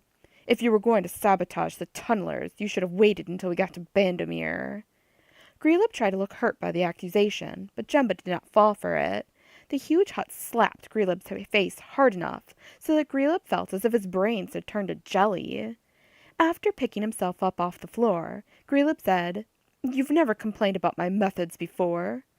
Theft, sabotage, and murder were Grelib's methods, but he made sure that off-world mining always profited by them. "But this time there are Jedi around," Jemba roared. "I did not know that the boy was a Jedi when I gave him his first beating," Grelib apologized. "If I had, he'd be dead by now. I promise, next time." Jemba pointed a huge finger at Grelib. "The boy's onto your schemes. There won't be a next time. Let me handle this." "As you please," Grelib said. He turned away and slithered from the room. As the door hissed closed behind him, Grelib clenched his fists, imagining that he was squeezing the throat of Obi-Wan Kenobi. "Of course there will be a next time," Grelib promised himself. Chapter 12. Obi-Wan considered retiring to his cabin, but he knew he'd rather face Qui-Gon sooner than later. He suggested that Tremba get some rest, but the Arconin refused. "We'll face them together," Tremba said, drawing himself up to his full height. They found the Jedi in Clot Ha and the Arconin's lounge, where the lights were always turned low to simulate night and the music droids softly played Arconin flutes. Few Arconins were in the lounge so late. The few that were there had their eyes closed and stood as still as statues, the Arconin equivalent of sleep. Qui-Gon stood at a bar, drinking some bluish juice. Clot Ha stood near him. An untouched glass of juice sat in front of her on the bar. One look at them and Obi-Wan knew they both were aware of what had happened on the off-world side of the ship. "At least you're still in one piece this time," Qui-Gon said, eyeing him coldly. "Well, did you discover anything?" "No," Obi-Wan admitted. Tremba was captured before we could find the thermocoms."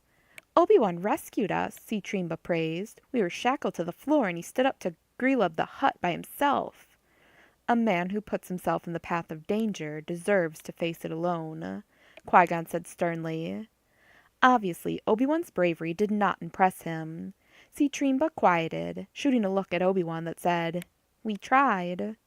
"You deliberately disobeyed my order," Qui-Gon said evenly. "With respect, I am not under your charge, Qui-Gon Jinn," Obi-Wan said quietly, "as you keep reminding me." Qui-Gon turned to him and stared for a moment. Obi-Wan couldn't read what was behind that keen blue gaze. At last he spoke. "Your meddling has only made things worse." "I made matters worse?" Obi-Wan asked. "What do you mean?" "Yes, you have," Qui-Gon said. His face remained impassive, his tone neutral. But now Obi-Wan could sense his deep irritation. He had hoped to win the Jedi's respect. Instead, he was looked at as a pest, not even worthy of great anger. "You sneaked into off-world territory, invaded their privacy, got caught, and had to fight your way out again. They will surely retaliate." "But it was worth the risk," Obi-Wan tried, "if we had found the thermocoms." Clot Ha interrupted him. "The thermocoms were found an hour ago, hidden in a barrel of lubricant. Whoever dropped them in there didn't expect them to be found." Obi-Wan's mouth snapped shut. Qui-Gon was right. He had risked the fragile peace on the ship for nothing. "Can't you see that this isn't about thermocoms?" Qui-Gon said, trying to keep his voice even. "A Jedi must look at the larger picture. The reason for my order was because I wanted tensions to cool. I wanted to engender trust. How can the off-worlders trust the Jedi if they find you sneaking around their territory? How can—" The room suddenly shook, and there was a rumbling boom. Qui-Gon's drink went sliding from the bar, and the cup crashed to the floor. Tremba pitched onto his belly. Warning sirens began to wail. "What hit us?" Clot Ha shouted. But Obi-Wan knew that if they'd collided with another ship, or an asteroid in hyperspace, it would have torn the ship apart. Distantly, Obi-Wan heard the wunk wunk wunk of the ship's guns firing. Qui-Gon strode to the window. His hand rested on his lightsaber. "Pirates," he announced. Chapter 13. Qui-Gon raced for the bridge, down the main corridors. Obi-Wan, Citremba, and Clot-Ha followed at a dead run. All around the ship, Arconans were whining in terror, making the strange hissing sound of their kind. They backed into their rooms and locked their doors. Through the grates under the floor, Qui-Gon could hear the grind of generators charging the ship's shields. Meanwhile, the steady wunk-wunk sound continued as blasters fired. He thought he knew what had happened. Pirates sometimes mined the shipping lanes. When the ship hit a mine, the hyperdrive blew, and the ship would drop back out of hyperspace. As it did, the pirates would open fire, destroying the ship's weapons and engines so swiftly that unwary travelers seldom had time to react. Then the pirates would send boarding parties out to strip anything they could from their victims. A minor transport like the Monument didn't have much worth stealing, but the pirates wouldn't know that, not until they'd blown it to pieces and searched the rubble. The floor shuddered under the impact of another explosion. As the ship twisted to its side, Qui-Gon rounded a corner. Ahead was a transparisteel viewport. Through it he could see 5 Togorian warships, all shaped like red birds of prey. 2 screamed past his port. Green bolts of blaster fire erupted from the warships, slamming into the Monument. Metal shrieked in protest. The corridors filled with greasy smoke. The Monument's guns had gone silent. Now Qui-Gon could see why.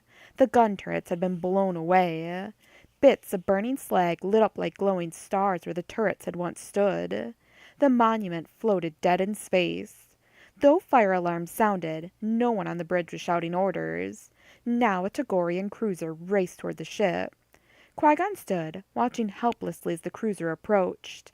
There were times when he wished that he was not alone, times when he wished he had not lost his last Padawan, Xantos. "Obi-Wan," Qui-Gon called. Even though he did not fully trust the boy, he didn't see any other choice. They needed some kind of plan, and they all had to work together if they hoped to survive. "The pirates are getting ready to board," he said crisply. "I'll try to stop them. Go to the bridge and see if the crew is alive. If they are not, I want you to pilot this ship out of here." Qui-Gon stared hard at the boy. He was asking a lot, he knew. He knew that as a Jedi student, Obi-Wan had flown a few ships in simulation, and most likely piloted some cloud cars around Coruscant. But he'd never piloted a ship like this, and he'd never been in battle. "I can fight alongside you," Obi-Wan protested. Qui-Gon turned and grasped the boy by both elbows. "Listen to me. You must obey this time. Trust my judgment. I can hold back the pirates, but we'll all die if the ship remains dead in space. Don't worry about where to go. Just fly anywhere. Once the pirates start boarding, their friends won't be able to fire on us for fear of killing their leaders. Go now. Fly." Obi-Wan nodded. Qui-Gon could see the uncertainty in the boy's eyes. Qui-Gon wasn't sure if Obi-Wan would be able to pilot the ship either. But then again, he wasn't sure he himself could hold off the pirates. Obi-Wan nodded. "I won't let you down." Qui-Gon watched as Obi-Wan sprinted toward the bridge with Citremba behind him. Suddenly the boy looked so young. For half a moment Qui-Gon was tempted to follow him and leave the pirates to the Whippets and Arconans. But the miners wouldn't be a match for the Togorians. He would have to trust Obi-Wan. Qui-Gon heard the distant roar of small blasters. That could only mean one thing. The pirates had already boarded. Though the Arconans were choosing to hide from the battle, the off-world miners were putting up a fight. Of course, the pirates would send more than one boarding party. Qui-Gon decided to let the off-worlders protect themselves. He dashed down a side corridor toward the docking bay. Clot-Ha ran behind him. He rounded a corner. A huge Togorian pirate stood directly in his path, his eyes flashing like green embers in the dark fur of his face. The Togorian reached out with his enormous claws to rake Qui-Gon. But Qui-Gon was a Jedi Master. The Force had already warned him. He twisted under the pirate's arms, anticipating the move, and grasped the lightsaber attached to his belt. The blade came up cleanly, slicing the Togorian at the knees. The Togorian roared in pain. Behind the fallen pirate, more Togorians rounded a corner and ran toward them. Clot-Ha, in a blind panic, pulled her own blaster and opened fire. One Togorian screamed in pain, its huge fangs gaping and showing blood. All of the Togorians returned fire with their own blasters. Qui-Gon dodged 2 bolts, then used his lightsaber to deflect 3 more. Clatha dropped low, screaming in rage. She was an able warrior, but they were outnumbered 20-1. Qui-Gon vowed to do his best to keep her alive. The door to the bridge was sealed shut and burning hot. Obi-Wan could feel heat radiating from it as he tried to open it. A fire raged on the other side. Ignoring the pain, he tried to wedge his fingers in the crack to pull it open.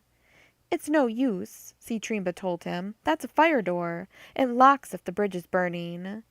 Obi-Wan backed from the door. The bridge must have taken a direct hit from one of the Togorian ships, but a hit from a heavy blaster or a proton torpedo would have done more than just start a fire. Most likely it had punched a hole in the hull. It would be dangerous to try to open the door. There might only be a fire, but it could be worse. All the air could have escaped from the room. He remembered the look on Qui-Gon's face as the Jedi Master asked for his help. He couldn't let him down this time. Carefully, Obi-Wan struggled to calm himself, to use the Force. He could sense the latching mechanism, and it would only take a little effort to move it. But then what? If he opened it, he could get pulled into space, or toxic smoke could roil into the corridor and suffocate him, or the fire might spread into the halls. He didn't have a choice. He focused his attention, and the door slid open. Immediately, a stiff wind knocked him in the back. The breath left Obi-Wan's lungs, and the ship's air whisked past him, sucked into the vacuum of space. Obi-Wan grabbed the doorframe to keep from getting sucked out. It was all he could do to hold on. Behind him, Trimba got a handhold on the edge of a control box. The bridge had indeed been hit. Air screamed out through a small, round hole up above the viewport. "I have to plug the hole," Obi-Wan shouted to Trimba. But before Obi-Wan could move, Trimba dropped to the floor. He crawled across the bridge, reaching for handhold after handhold. Obi-Wan could only hang on to the doorframe and watch. He couldn't stop Trimba, and he couldn't help him. Trimba reached for a spherical compass, the round metal object that served as a backup in case the main nav computer was hit or disabled. Fighting the screaming wind, Trimba stumbled to the hull and released the compass near the hole. The vacuum sucked it in, and immediately the rushing air quieted. "Good work," Obi-Wan called as he ran to the pilot council. The captain and his co-pilot were still strapped into their seats, drowsy from loss of air. In another minute they'd have suffocated. As it was, both men were unconscious. The room felt hot. Blaster fire had ripped through the navigation terminal, and metal slag pooled everywhere. But with so little air in the room, the fires had gone out. Obi-Wan unbuckled the captain and moved him onto the floor. Then he looked at the control panel. There were so many lights and buttons. For a moment he was stunned, unsure what to do. He looked up at the viewport. Togorian warships surrounded the monument. A heavy cruiser that had been refitted as a gunship edged nearer. Its shields had to be down for it to be so close. A red light blinked insistently on Obi-Wan's console. In a daze, he realized that the forward proton torpedo tubes were loaded and armed. They were standard defensive gear for transports traveling in such a region. His targeting computer was down, but he aimed for the bridge of the gunship without it. His heart pounded. He was afraid of what he had to do. He hoped that Qui-Gon was right, that the pirates wouldn't dare to fire back with their own metaboard, because if they did fire back, they'd hit with everything they had. "What are you going to do, Obi-Wan?" Trimba asked, holding on to the bridge console. "Send a message to the Togorians," Obi-Wan answered grimly. "We're not dead yet." Reaching across the console, he launched the proton torpedoes. Blaster fire lit the smoky corridors of the monument, blinding him. Qui-Gon deflected and dodged the bolts. Dead Togorians were strewn in the hall behind. Live Togorians choked the hall ahead.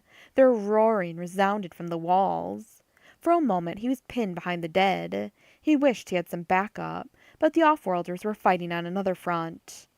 "Where are your Arconans?" he shouted to Clatha. "We could use some help." "Arconans don't fight," Clatha shouted back as she snapped a shot at a Togorian. "They probably locked themselves in their rooms." "What about Jimba's men?" Qui-Gon asked. "Maybe you should contact them for help." "They wouldn't come," Clatha said grimly. "I'm afraid it's you and me, Qui-Gon." A Togorian pirate captain lunged down the corridor, bursting through the screen of smoke. He was huge, nearly twice as tall as a man. His black body armor was scarred and pitted from 1,000 fights. A human skull dangled from a chain around his neck. His fur was as dark as night, and his green eyes gleamed wickedly. He carried a huge vibro axe in one hand, an energy shield in the other. The pirate's pointed ears were drawn back flat against his skull. He stepped forward to meet it. "Meet your death, Jedi," the Togorian pirate roared. "I have hunted your kind before, and I will gnaw your bones tonight."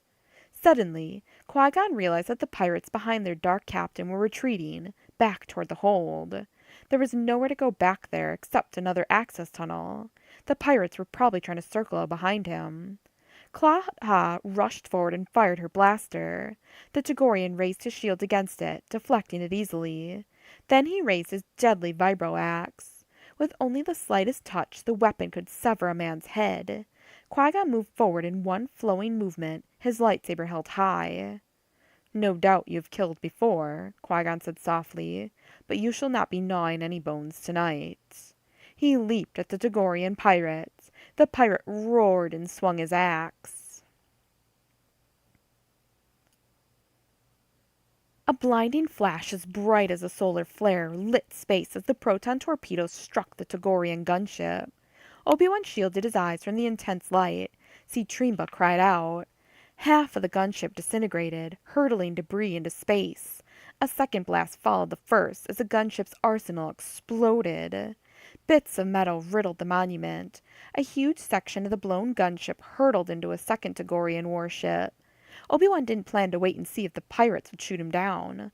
While they recovered, he hit a button, loading more torpedoes into his launch tube. With the navigation console out, the only way to fly the ship was manually.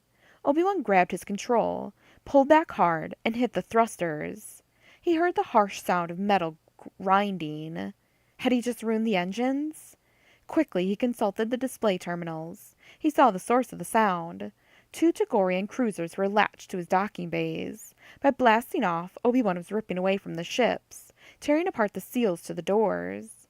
All the air by the docking bays would rush into space. Qui-Gon had gone to stop the pirates' boarding party. Obi-Wan gritted his teeth and fervently hoped that only pirates would be swept out into space with the wreckage. Ahead of him, a Togorian warship opened fire. The floor lurched under Qui-Gon's feet as he met the pirate captain.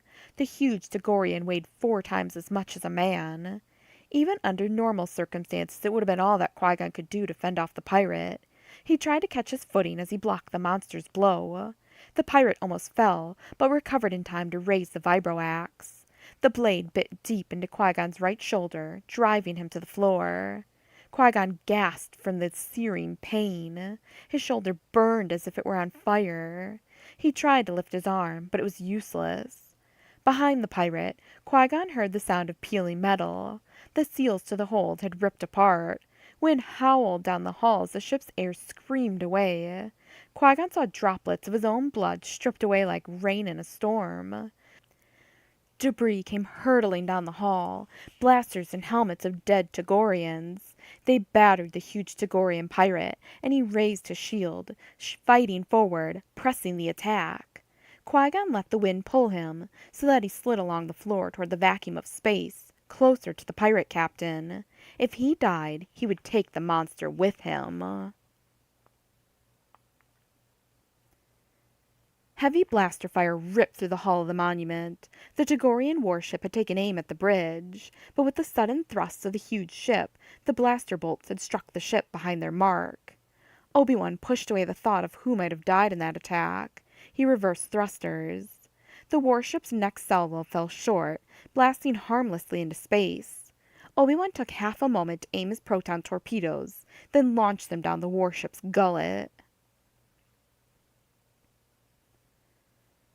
As he was sucked toward the space vacuum, Qui-Gon called his lightsaber to his left hand.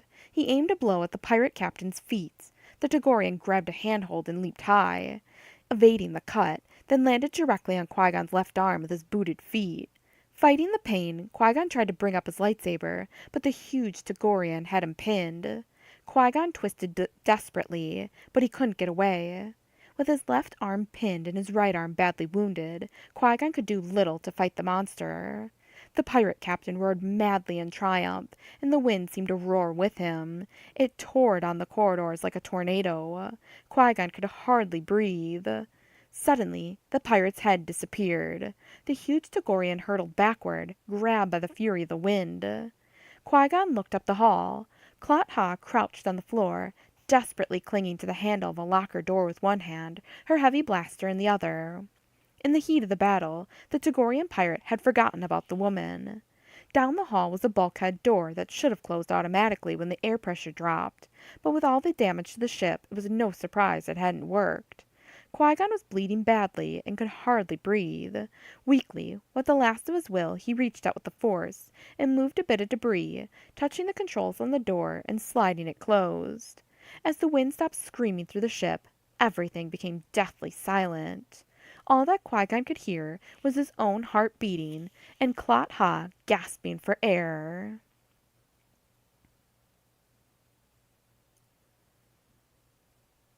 The Togorian warship exploded in a burst of light. Trimba worked at the Communications Council, launching distress beacons. It might take days for a Republic ship to respond, or one could arrive in a matter of seconds. It was impossible to know who would be traveling the space lanes. Suddenly, the Togorian warships peeled away from the monument. Their gunship and warship were destroyed. Their captain's cruiser and a second boarding vessel had ripped away from the monument's hull, and dead pirates could be seen littering space. The last of the pirates blasted off into hyperspace, never guessing that they'd been bested by a 12-year-old boy. Obi-Wan piloted the monument among the glittering stars.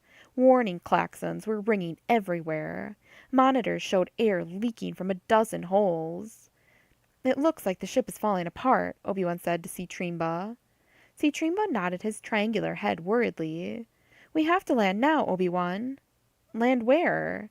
Obi-Wan asked, looking ahead at nothing but empty space. Trimba bent over the nav computer. "It's not working," he said. "I know," Obi-Wan replied. "That's why I'm flying manually. Where are the crew? Why isn't anyone coming to help us?" "They're probably dealing with the wounded, or maybe they're wounded themselves." Trimba peered ahead through the view screen. "Wait! There!" Obi-Wan could just glimpse the planet ahead. A blue marble the color of water shot through with the white of clouds. "How do we know we can breathe the air?" Obi-Wan asked. "The atmosphere might be poisonous, the planet hostile." "It has got to be better than breathing in a vacuum," Trimba suggested. The Arconan's faceted eyes met Obi-Wan's. The great ship shuddered, and another warning monitor went off, signaling that air pressure was dropping. "We don't think we have a choice," Trimba said softly. Grelip and his men hurried down the hallways through the Arconan side of the ship. Jemba the Hutt's miners had fought well against the pirates on their side, but dozens of stout Hutts and Whippets had died. There was a good chance that the Arconans would be dead too. Grelip was hoping to steal some loot from the bodies. But when he reached the doors to the Arconan hold, he found that the Arconans hadn't fought at all. Instead, they'd let their pet Jedi protect them. Grelip glanced around a corner and saw the hated Clot-Ha helping Qui-Gon off the floor. The Jedi had a deep wound in his right shoulder, and his left arm was sore and swollen. The Hutt smiled and jerked his head back from the corridor before anyone looked his way. He whispered to the Whippets at his back.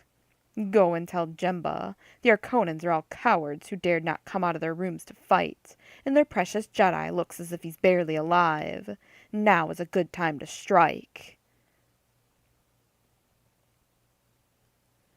Obi-Wan flew over a watery world from daylight into darkness, to a night lit by 5 glowing moons that hung in the sky like multicolored stones. Beneath him, enormous creatures flew in great flocks. They were silvery in the moonlight, with long bullet-shaped bodies and powerful wings. They looked like some strange species of flying fish whose wings had evolved to remarkable size. They stretched their wings wide, half asleep as they rode the wind. Some of them looked up at his ship curiously. Clinging to the manual controls, with the ship bucking and rattling, Obi-Wan could see only ocean in every direction. Then at last, on the horizon ahead, he glimpsed one small rocky island, waves breaking against its shore.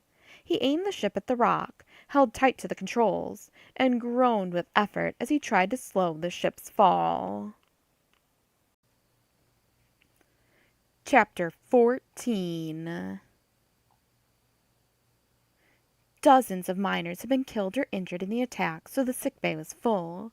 Yet few of those injured were Arconans. As Clot-Ha predicted, all the Arconans but Si Trimba had locked themselves in their rooms at the first sign of danger. Most of the injuries fell to the ship's crew and to some of Jemba's miners. Qui-Gon's injuries would have been severe for a common man, but the Jedi waited until others were attended to before requesting the medic droid to bandage him in his room. Clot-Ha refused to leave his side, no matter how he urged her to rest. "Not until I know you're okay," she told him steadily. Obi-Wan had landed the ship only a few meters from the rocky beach. Night hung like a mist over the island. After determining the atmosphere was stable, a dozen of the ship's crew had gone outside to begin repairing the damage to the hull, and others were checking the surroundings. The silvery dragons were everywhere, riding the night sky, apparently asleep on the wing. Many of them also perched on the island cliffs. It wasn't safe to stay outside, and the captain said that no one would be allowed to work in the daylight once the beasts awoke. The ship's engineer reported that it would take 2 nights to get the ship running. Obi-Wan reached Qui-Gon's cabin just as the medic droid finished spraying a disinfectant bandage over Qui-Gon's ghastly wound. Then he began to glue the wound closed. The pirate chieftain's vibro-axe had slashed Qui-Gon across the back of his shoulders, down to the ribs. Obi-Wan felt dizzy just looking at the wound, but Qui-Gon sat quietly, letting the droid do his work. "You're lucky to be alive," the medic droid told Qui-Gon, "but your wound should heal in time. Are you sure you don't want something to ease the pain?" "No, I'll be fine," Qui-Gon answered, his voice steady. He turned his gaze to Clot-Ha. "Now will you get some rest?" She nodded wearily. "I'll check back on you later." Clot-Ha left with the medic droid. The door hissed closed behind them. Qui-Gon eased himself into a chair. Obi-Wan waited for him to speak or acknowledge his presence. Qui-Gon's blue gaze studied Obi-Wan keenly for a moment. "Obi-Wan, when you accelerated the ship, what thoughts did you have?" "Thoughts?" Obi-Wan asked doubtfully. "I wasn't thinking about much of anything. I was afraid of the pirates, and I just knew that I had to get away fast." He was too exhausted to care too much about giving a wrong answer. Better to just speak the blunt truth. Qui-Gon would approve of his actions or not. He was tired of trying to please him. "So you didn't think about the fact that you would tear their ships from the docking bay and kill hundreds of pirates in the process?" Qui-Gon asked in a neutral tone. "I didn't have time to think about what I was doing," Obi-Wan replied. "The Force led me." "Were you frightened? Angry?" "Both," Obi-Wan admitted. "I fired on the pirates. I killed, but I didn't do it in anger. I did it to save lives." Qui-Gon nodded. Just the smallest of movements. "I see." It was the answer Qui-Gon had been looking for. It demonstrated that Obi-Wan was growing stronger in the ways of the Force. Yet Qui-Gon felt strangely dissatisfied. He tested his heart. Had he actually wanted the boy to fail his test? That would be a grave flaw for a Jedi. But he couldn't help himself. True, Obi-Wan had not let him down. He had bravely accepted the task of piloting the ship. Hundreds of lives had been in his hands, and he had not hesitated. He had done honor to his training. Why was it so hard for Qui-Gon to trust him still? "Because I trusted another. I trusted Xantos completely, and disaster was the result." The sense of loss was so great that even now Qui-Gon felt it was a living wound. He'd rather have taken a dozen blows from the pirate chieftain's vibro-axe than to ever feel such loss and pain again. Obi-Wan stood before Qui-Gon, confused. He was so tired he was almost weaving on his feet. Had he answered badly or well? He didn't know. All he could sense was a struggle in Qui-Gon that he didn't understand. They had worked together to save the ship. A bond should have formed between them, but Obi-Wan felt they were farther apart than ever. Should he speak? Perhaps if he asked Qui-Gon what he was thinking, the Jedi would tell him. But before Obi-Wan could raise his nerve, a vicious pounding sounded at the door. Obi-Wan hurried to open it. Citrimba rushed in. The Arconan was out of breath, panting. "What's wrong?" Qui-Gon asked. He stood and tenderly stretched his shoulder to see how well the glue had set. "Please come quickly," Citrimba panted. "Jemba the Hutt has stolen our dactyl." Chapter 15. "You won't get away with this," Qui-Gon warned Jemba the Hutt. He spoke calmly. Behind Qui-Gon, dozens of Arconans stood silent. Obi-Wan stood among them, watching the Jedi's back. Qui-Gon was sorely wounded and seemed on the verge of collapse. Jemba shook in amusement like a giant gray worm. "What can you do, puny Jedi?" he boomed gleefully. "No one can stop the great Jemba. Your Arconans were too frightened to face the pirates. They hid while my men fought and died. Soon these cowards will be my slaves." Jemba and his men had taken over the Arconans' lounge. A wall of off-world miners, Hutts, Whippids, humans, and droids backed Jemba. The off-worlders stood ready for battle. Qui-Gon, Obi-Wan, and the Arconans stared down the barrels of at least 30 blasters. Some of the off-world thugs also held shields and wore armor. Jemba's men obviously held more than just the Arconan's dactyl. They held most of the ship's weapons. Obi-Wan felt outraged. Beside him, Clot-Ha was livid. She held her hands down loosely, ready to draw her weapon. But she and the Arconans would be vastly outgunned. "It is not justice you seek, Jemba," Qui-Gon tried to reason. "You hope only to satisfy your greed. Nothing will be solved this way. Put down your weapons." Qui-Gon called on the Force, trying to coax the Hutt to stop this madness. But for hours now he'd been focusing on his wound, trying to speed its healing, ignoring his own pain. He was too weak to persuade the Hutt. Jemba waved a hand as if testing the air. "Oh, is that your powerful force I feel? Ha!" he spat. "Your Jedi tricks are so puny they make me laugh. They cannot work on the great Jemba. And look at you, Jedi. You don't have the sense to stay out of the way of a vibro-axe. Anyone can see you are too frail to fight. There is nothing you can do to stop me." Fury filled Obi-Wan at the Hutt's taunting. He leaped past Qui-Gon, directly in front of Jemba. "I can stop you," he shouted. He brought up his lightsaber. Jemba's huge eyes narrowed in anger. The thugs who surrounded him held their ground. They weren't afraid of a mere boy. "What, Jedi?" Jemba said contemptuously to Qui-Gon. "You sent a child to fight me? Is this some insult?" Jemba looked to his right and left and raised a huge fist. If he let it fall, Obi-Wan knew it would be the signal for his men to open fire. Obi-Wan would not be able to deflect more than a few blaster bolts. Qui-Gon reached out and touched Obi-Wan's elbow. "Put your lightsaber away," he said calmly. "You can't win like this. If he opens fire, people will die needlessly. A Jedi must know his true enemies." Obi-Wan was shaking. He suddenly felt confused. "What do you mean?" he asked. Sweat streamed down his face. "Which one of them is our enemy?" "Anger is our enemy," Qui-Gon said reasonably. He shot a glare across the room to Jemba. "Greed and fear are also our enemies. The Arconans can live without dactyl for a while. You do not need to fight now. Haste is another enemy." Obi-Wan saw the wisdom in Qui-Gon's words. He powered down his lightsaber, bowed to Jemba as if he was a worthy opponent, and stepped back. "A wise move, little one," Jemba said. Then the Hutt broke into a deep laugh. He shouted across the room to the Arconans. "I want workers, and I am willing to pay well." The Hutt's voice created a small echo. Behind Qui-Gon, Arconans began to mutter restlessly, almost a humming sound. Clot-Ha shouted, "Offworld doesn't pay its workers well." Jemba pounded his chest.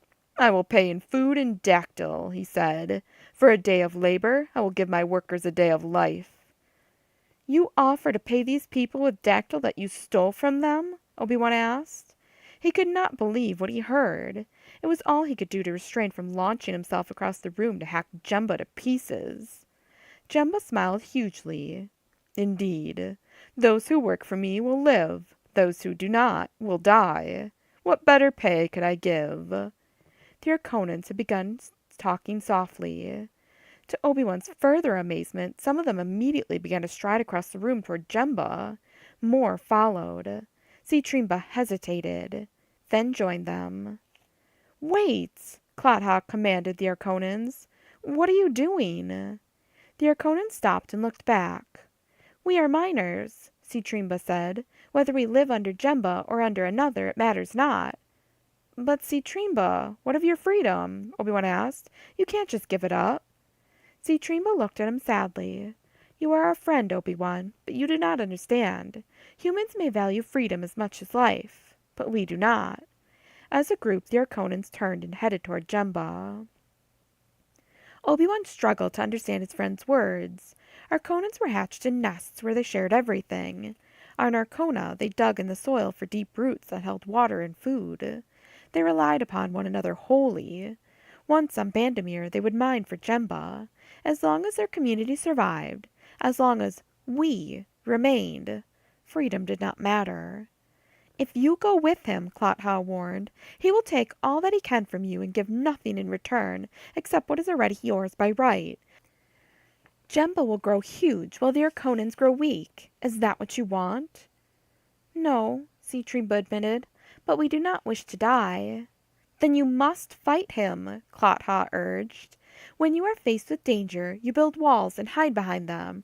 That is the Arconan way. But when a dagger lip tears down your walls, you fight. Jemba is no better than a dagger lip. He intends to destroy us. We can defeat him." Clotha drew her blaster, and the off-world miners raised their weapons and shields, prepared to fight. Obi-Wan studied the fiery woman. Her fierceness filled the room. All it needed was a spark to ignite. It was a battle they were bound to lose. Qui-Gon was right. This was not the time or place to fight. Jemba had to be stopped. They could not stop him here. "Citrimba," Obi-Wan called. "Friend, I ask this one thing of you. Wait." Qui-Gon shot him a look of respect. Obi-Wan did not have time to be pleased by it. He focused all his attention on Citrimba. Sometimes the force of friendship could work where the Force could not. Citrimba faced him, torn. It would take an act of great courage for him to divide himself from his fellow Arconans. Obi-Wan knew. He waited, knowing that to speak again would be to insult Citrimba. Slowly, Citrimba nodded. Then he moved to the other side of the room to stand with Obi-Wan and Clotha. A low, anxious hissing filled the room. One by one, the Arconans followed Citrimba. Chapter 16. The meeting ended in a stalemate. There was nothing left to do but leave. Obi-Wan stayed with Qui-Gon. Although the Jedi held himself erect during the confrontation, sweat beaded his forehead, and Obi-Wan could only imagine the concentration it took for him to stay focused. "I'll see you back to your cabin," Obi-Wan told him. He knew Qui-Gon must be feeling weak when the Jedi didn't try to argue. By the time Qui-Gon reached the corridor where his cabin was located, his walk was unsteady and his vision clouded. He was grateful for Obi-Wan's presence at his side. As he rounded the last corner, he staggered. Obi-Wan grabbed his arm and held him upright. "Are you all right?" Obi-Wan asked, his voice thick with concern. "I will be," Qui-Gon said weakly. "I just need to focus." Obi-Wan helped him into his cabin and waited until he was seated. A plan had been growing in his mind since the confrontation. This time he would not make the mistake of failing to inform Qui-Gon. "Master Jin," Obi-Wan began, "I have an idea. I'll go back into the air vents, into off-world territory. I know the layout now. I'll wait till Jemba's alone and ambush him." Qui-Gon closed his eyes for a moment, as if Obi-Wan's suggestion had pained him as much as his wound. "No," he said flatly, "you will not." Just moments ago he had been impressed by Obi-Wan's handling of the Arconan situation, and how he had backed off from Jemba with dignity. Now the boy was making reckless plans again, letting his eagerness take over his judgment. Of course, Qui-Gon had to admit, the plans were no more reckless than some of those Qui-Gon had thought up in his own youth. Still, he felt a disappointment so keen that it surprised him. Were his feelings continually to take him unaware when it came to this boy? Wearily, Qui-Gon raised himself up in the chair. His shoulder suddenly flamed where the pirate had struck him. He'd been holding that pain at bay, but now it overwhelmed him. "Look, you're wounded," Obi-Wan said. "I know you can't fight now, but I could do it for you. I can hold back my anger and do what must be done. If Jemba were dead—" "Nothing would change," Qui-Gon said wearily. "Obi-Wan, can't you see? Killing Jemba is not the answer. Jemba's but one Hutt. There are always more, just as evil and greedy as he is. If you kill him, it won't stop his plan from going forward. Another like him, perhaps someone worse, will take his place. What we must do is try to teach these people that—" "But he is evil, isn't he?" Obi-Wan asked. "What Jemba is trying to do is wrong," Qui-Gon answered carefully. "I've never seen anyone who was so evil," Obi-Wan burst out. A sad smile touched Qui-Gon's lips. "And have you been so many places, young Obi-Wan?" Obi-Wan fell silent. He had much to learn. His heart cried out that Jemba was evil, and that evil had spread to enslave innocent victims. If anyone deserved to meet a bitter fate, it was the Hutt. But he would listen to Qui-Gon. "I've seen far worse," Qui-Gon continued. "If you think of killing in anger, you must know such thoughts come from the dark side." "Then how can we make him give back the dactyl?" Obi-Wan asked. "You can't. You can't force people to be just and decent. Such qualities must arise from within. They cannot be forced from without. For now I choose to wait. Perhaps Jemba will have a change of heart, or perhaps some darker fate awaits him. In either case, killing is not the solution." "But you've killed before," Obi-Wan added hesitantly. "I have," Qui-Gon admitted, "when there was no other choice. But when I kill, I only win a fight. It's a small, small victory. There are greater battles to be won, battles of the heart. Sometimes, with patience and reason, and by setting a good example, I have won more than a fight. I have turned my adversary into a friend." Obi-Wan considered this. Despite his pain and weakness, Qui-Gon was taking the time to explain his thoughts to Obi-Wan. Only yesterday the Jedi most likely would have issued a stern order, then dismissed him. Something had changed between them. "You're testing me, aren't you?" Obi-Wan guessed. "You've changed your mind. You were considering me for your Padawan." He tried to keep the eagerness out of his voice. Qui-Gon shook his head. "No," he said firmly. "I'm not testing you, Obi-Wan. Life tests you. Every day it brings you new chances for triumph or defeat, and if you pass the test, it doesn't make you a Jedi. It makes you human." Obi-Wan stepped back, as if Qui-Gon had slapped him. With a rush of emotion, he saw into his own heart. He had been fooling himself. He had told himself that he had accepted Qui-Gon's decision, that all he wanted was his respect. But somewhere deep inside he had hoped that if he acted bravely and well on this mission, Qui-Gon would change his mind. Now he saw the truth. Qui-Gon saw the change in Obi-Wan's eyes. The boy finally understood that his decision was final. He should have been relieved. The boy's anger had left him, but something else was gone as well. Obi-Wan's hopes for the future had also faded. Qui-Gon watched as Obi-Wan turned and wiped his face with his sleeve. Was the boy crying? Had he hurt him so deeply? But when Obi-Wan turned back, only sweat was gone from his face. Qui-Gon could see no glistening sign of tears. Instead, he saw the worst kind of defeat. It stung him. After all his noble talk of winning the hearts of enemies, he realized that he had just crushed the heart of a boy who only hoped to become his ally. Chapter 17. Obi-Wan left Qui-Gon's cabin in a daze. He needed rest, but he could not seem to light anywhere. He tried his cabin, then the lounge. At last he wandered the halls aimlessly. He ended up near the engine room, staring out at the wasteland of the unnamed planet.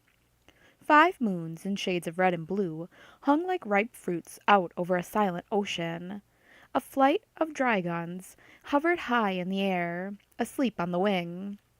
The island shore was nothing more than a treacherous bit of wave-carved rock. Farther inland, dark volcanic peaks vented steam, and there were dragons perched by the hundreds. A door hissed open behind him. A moment later, Citrimba stood by his side. "We have been searching for you," he said. "I needed to think," Obi-Wan answered. He was glad to see his friend. Citrimba had showed him the greatest trust in the meeting with Jemba. It had forged their friendship, and they both knew it. "May we ask what you are thinking about?" Citrimba asked hesitantly. "I thought that my time in the temple was hard in many ways," Obi-Wan said. "The days were filled with study and effort. The very best was expected of us. I respected my teachers so much, and I thought I knew what I needed not only to survive, but to excel." Obi-Wan took a breath. "Now I see that I had no idea what kind of evil the universe could show me. I've never seen real greed before, not like the greed of the pirates or Jemba. It sickens me." "As it should," Citrimba agreed. "It is a horrible thing." "And I am wondering, do I have the seeds of the same greed?" Obi-Wan wondered. Citrimba looked at his friend, puzzled. He saw great anguish on Obi-Wan's face. "Why would you ask that, Obi-Wan?" "Because all my life I've wanted to be a Jedi. I craved it so much. I was willing to fight for the honor, and I became angry when others stood in my way." "A Jedi gives much to his fellow men," Citrimba answered thoughtfully. "He protects the weak. He battles for the common good.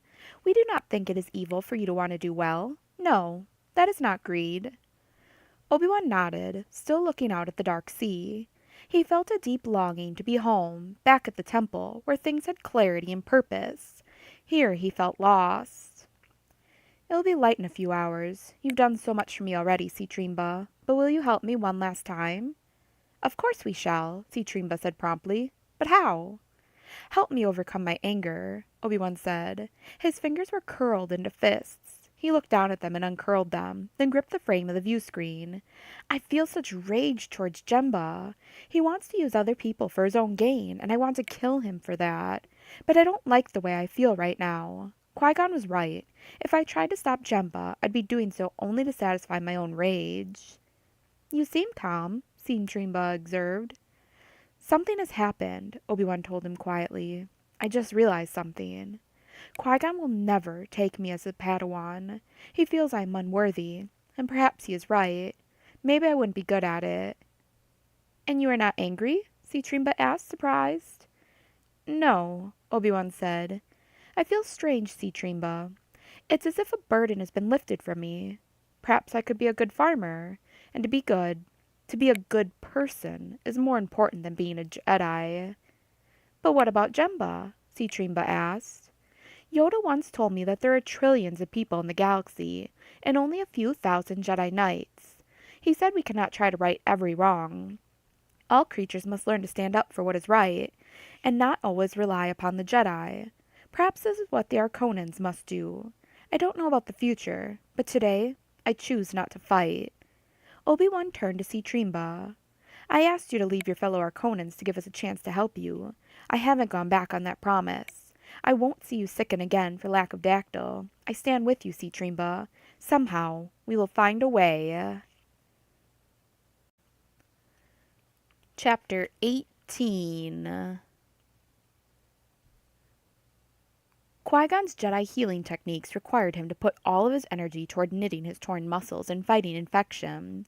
Yet time and again he found his thoughts returning to Obi-Wan, to the look of defeat on the boy's face during their talk. Why did the boy exert such a persistent tug? He had seen so many boys over the years. Time and again he had gently informed them that they did not have it in them to become a Jedi Knight. He had done it compassionately, and saved them from the difficult struggle of finding out too late. Hadn't he? Resolutely, Qui-Gon settled himself on the sleep couch. Regrets would keep him awake, and he needed sleep. The ship was eerily quiet. Everyone was exhausted from the battle with the pirates. Qui-Gon heard nothing but the slap of waves on the shore and the soft rhythmic murmur of some animals skittering under their ship. He hoped the sound would lull him to sleep. But he slept restlessly, due to pain or regret he could not say. Half awake from a tortured dream, Qui-Gon rose and crossed for a towel to wipe his sweaty forehead. He drank some water, then rested his hot forehead against the cool transparency of his small portal. The craggy cliffs in the distance seemed to shimmer and vibrate. Was his fever getting worse? An odd yellow mist blurred his vision. He had risen too soon. Qui-Gon felt his way back to the sleep couch. This time, he fell into a deep, dreamless sleep. When he woke in the early morning, his right arm was stiff, but better. A ship's droid had mended and cleaned his robes. As he donned them, he realized he was hungry. It was a good sign. As he headed for the kitchen, he saw that the ship was abuzz. Arconans rushed past him, carrying crates of their personal belongings. He asked one what was wrong. "The tide is coming in," the Arconan said, "and it may swamp the ship. The engines are all down for repair, and we won't get them up in time. We've been ordered to evacuate." "Evacuate?" Qui-Gon asked in surprise. With the Drygons outside, that sounded dangerous. "Evacuate to where?" "Into the hills, higher up the island. The ship's crew found some caves. We must reach them before the sun is in the sky and the Drygons awaken." The Arconan rushed away, heavy packs and boxes in tow. From bad to worse, Qui-Gon realized. Shot down by pirates, wrecked on an alien world, with Jemba holding a gun to them all. And now they would have to abandon ship, hide in caves with limited supplies. He could feel a rising danger. Perhaps the pirates would come to finish them off, or perhaps they'd all starve or die fighting one another. Perhaps the tides would rise so high that they'd flood the whole island. The Arconans rushing past looked weary and battered. They had not gotten dactyl last night, and would have none this morning. Qui-Gon wondered how long they could keep going without it. He strode to Clotha's cabin and found her hurriedly packing her belongings. Her door was open. She looked up when he entered the room. "You better hurry and pack," she said. "The tide is coming in fast, and the sun will rise soon. We have to get off the ship." She grinned as she pushed a strand of red-brown hair out of her eyes. Her green eyes gleamed with mischief. "Jemba is furious. Maybe he's afraid he won't fit in a cave." "Why is he so angry?" Qui-Gon asked curiously. Clotha shrugged. "Because it's something out of his control, I suppose. At first he thought the crew was lying, but even he had to realize we would drown if he stayed. It was almost worth it just to see him back down." Qui-Gon frowned. "How soon do the Arconans need dactyl?" The amusement in Clotha's eyes instantly changed to worry. "Some of them are already beginning to fade," she said quietly. "If they don't get dactyl by tonight, they'll start to sicken and die." "So soon?" Qui-Gon murmured. Something nagged at him, an instinct telling him he had overlooked something. Jemba's anger, the soft tread of animals, a solid cliff that moved, a yellow haze. But no animals lived on the island, only Drygons. The crew had investigated for predators shortly after they'd landed, and the haze hadn't been in front of his eyes. A cave in the cliff itself had been glowing with a faint yellow light. Realization sparked within him. "Tell the Arconans not to be afraid," he told Clotha crisply. "I think I know where the dactyl is. I'll be back as soon as I can." "I'll come with you," Clotha offered instantly. "Or we could round up some help." Qui-Gon considered this. No doubt the dactyl would be guarded, but with hungry Drygons hunting in the morning skies, too many people might attract their attention. Not to mention that Jemba would be on the watch. But one man dressed in dark robes, traveling alone. "I'm sorry, Clotha," he said. "I know you will hate what I'm about to ask you to do." "I'll do anything," Clotha declared fiercely. "We have to find that dactyl." "No, you don't understand," Qui-Gon said. "I'm asking you to wait." Grelip the Hutt was good at following orders, especially when he knew that Jemba might eat his tail if he didn't. He sat on a rock midway up the cliffside, his blaster rifle at the ready. From here he had a good view of the ship. Jemba had sent him here for two reasons: to protect the miners and Arconans as they evacuated the ship, and to make sure that no one climbed to reach the high caves. Not that Jemba cared about the Arconans, but now that they were his property, he was protecting an investment. So far, the Drygons had hovered up so high in the air and that perched on craggy rocks in the hills had not spotted the Hutts and Arconans and Whippids. The early morning mist shrouded them from view. Yet Grelib kept careful watch, prepared to shoot any Drygon that swooped from the sky, or any Arconan that gave him trouble. Last night, darkness had provided a cover for the hard climb upward into the cliffs of the Dactyl. Jemba had ordered the Whippets to do most of the work. Their feet were heavily padded, and would not make sounds while they loaded the Dactyl onto packs and snuck away from the ship. No one had seen them, Grelib was sure. The rest of the miners on the ship had been busy licking their wounds after the pirate fight, and the Arconans were too afraid to stick their flat noses out of their cabins. It had been a setback when the crew had ordered everyone off the ship and into the caves. Even Jemba had been worried that someone would stumble upon the cache of Dactyl. It was lucky that they had forced the Whippets to climb so high.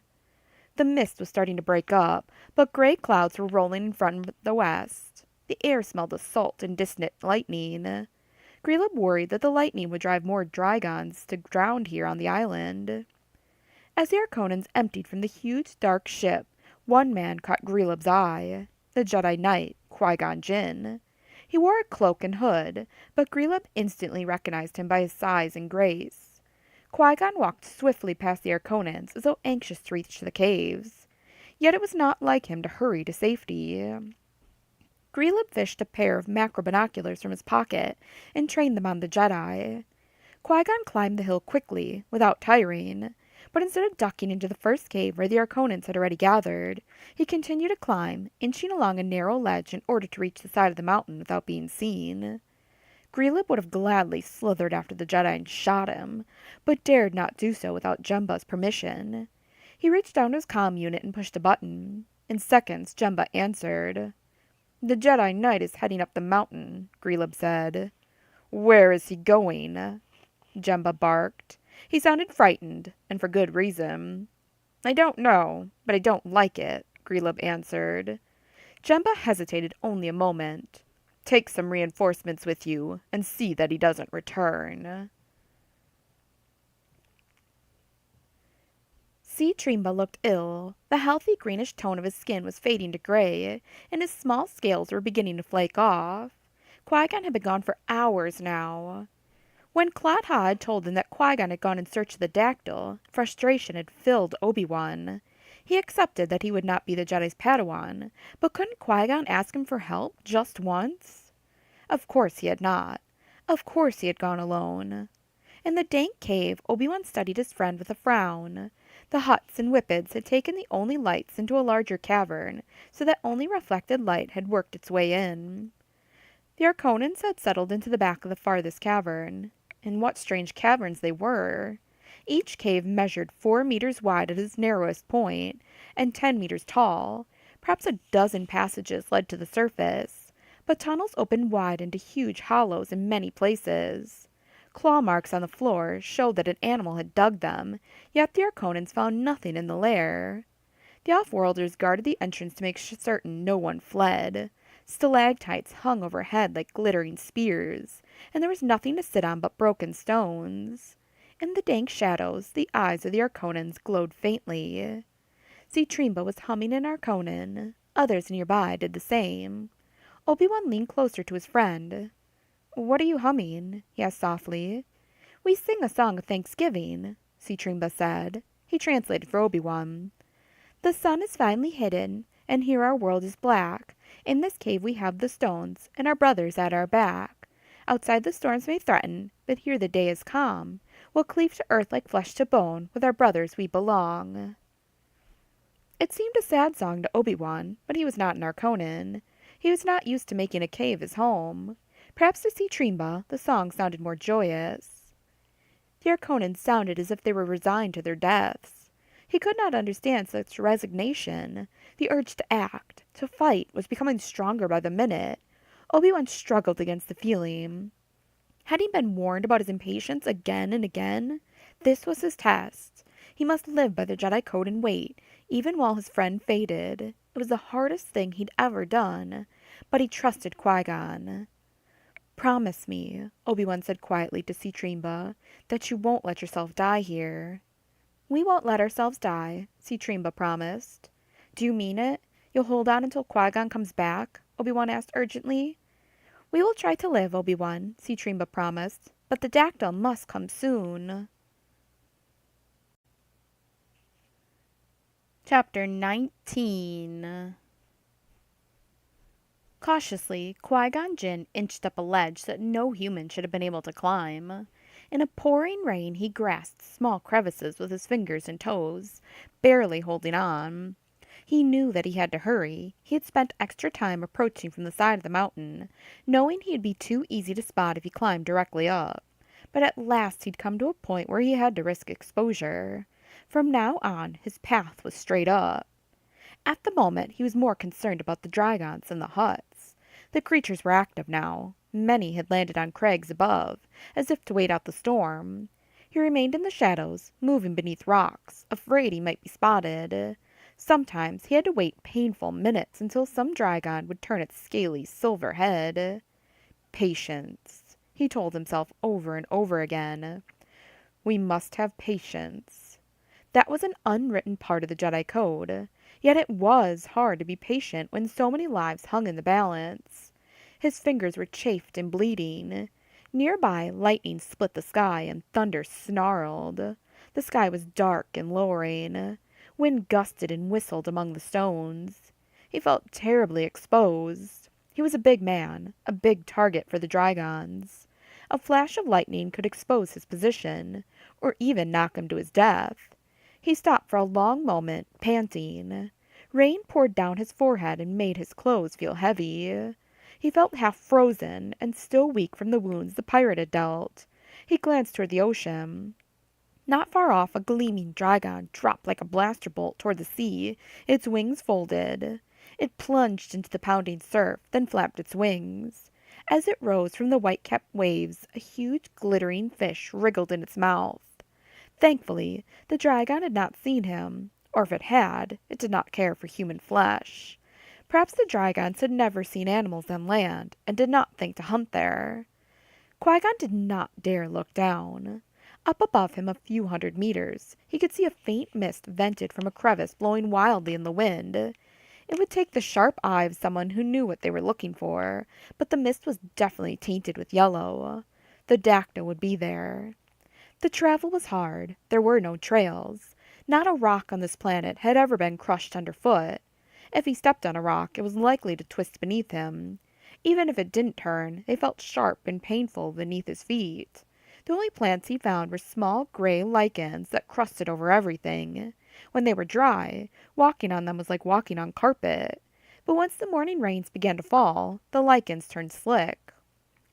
Though he could feel the force guiding him to the Dactyl, it still seemed an almost impossible task. Lightning sizzled through the air. Thunder shook the stone beneath his fingertips. Wind gusted at his back. Qui-Gon clung to the face of the rock wall. His shoulders throbbed. Not much farther, he told himself. There was a flash just above his head. Splinters of rock stung his cheek. For half a moment he thought that a lightning bolt had nearly pierced him, but he realized that it was too small. A blaster. Someone had shot at him. Qui-Gon craned his neck and tried to look down. He spotted them immediately in the rocks below. It was difficult for a hut to hide. It was Grelib, Jemba's errand boy. He slithered along, flanked by several whippets. They raised heavy blaster rifles and fired again. The hut laughed merrily. Blaster bolts exploded all around Qui-Gon. His lightsaber was useless. There was nowhere to hide, no way to fight. Painfully, Qui-Gon struggled upward.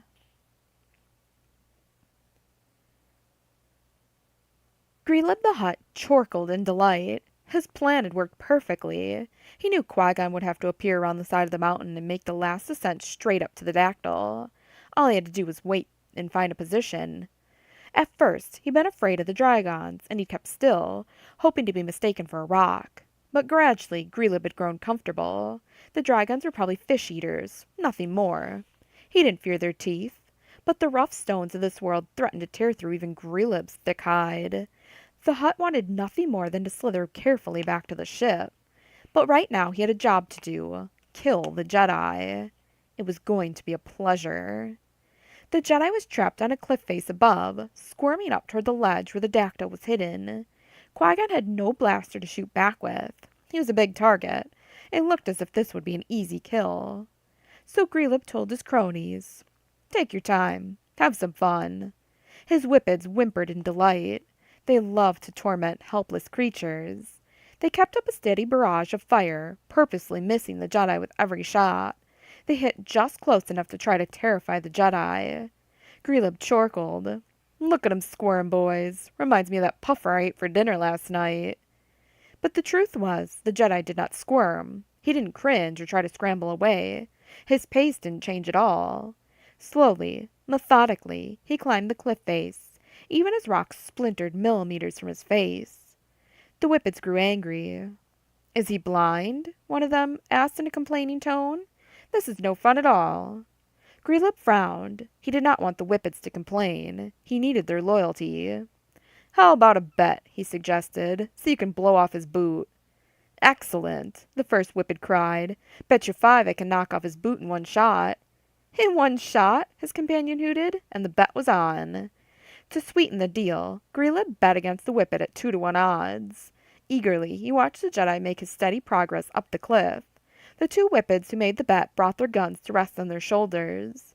He waited breathlessly for the first whippet to take a shot. Lightning flashed. Thunder roared. There was a blast of wind at Grelib's back. The Jedi had his right foot on a tiny ledge. He reached out for a handhold above.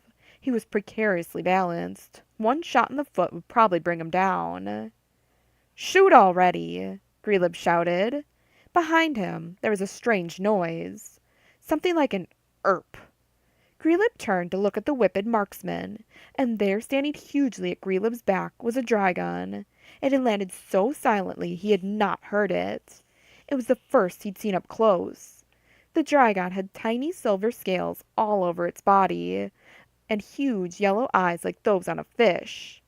It had no front legs, only a single huge claw on each wing, and its mouth had the strangest teeth, like enormous needles that arced down from its gums.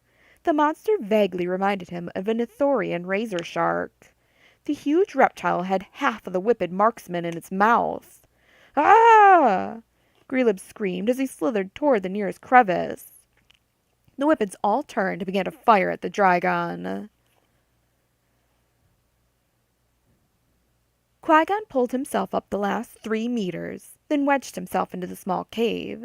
There he paused, panting for a long moment, clutching his sore right arm.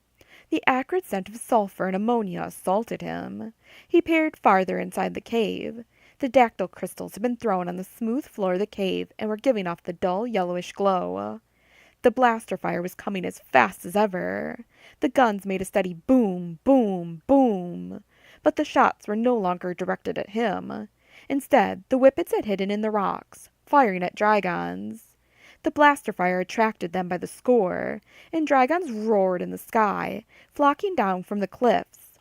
Several of the huge beasts had collapsed around the whippets, but others were wheeling from the skies in a feeding frenzy. Qui-Gon looked down from the cliff, watching the struggle. He had traveled all morning without attracting the attention of a Drygon. Now, by shooting their blasters, the stupid whippets were drawing them down in droves. Drygon screamed, a great shrieking cry, and dove out of the clouds on leathery silver wings. They soared over the stones and swiveled their heads. Teeth gleamed under the strode of lightning flashes. The whippets scattered and tried to hide beneath huge slabs of stone. One whippet roared in terror as a Drygon dropped from the sky and plucked it from its hiding place. Qui-Gon used the diversion to load the dactyl into the cloth sack he had brought. For several minutes the whippets fought and screamed and died, as dozens and dozens of the huge Drygons plummeted toward them. Suddenly, a great shadow blocked the light to the cave. A Drygon shrieked, a cry so piercing that the rock around Qui-Gon trembled. He pressed himself against the side of the cave.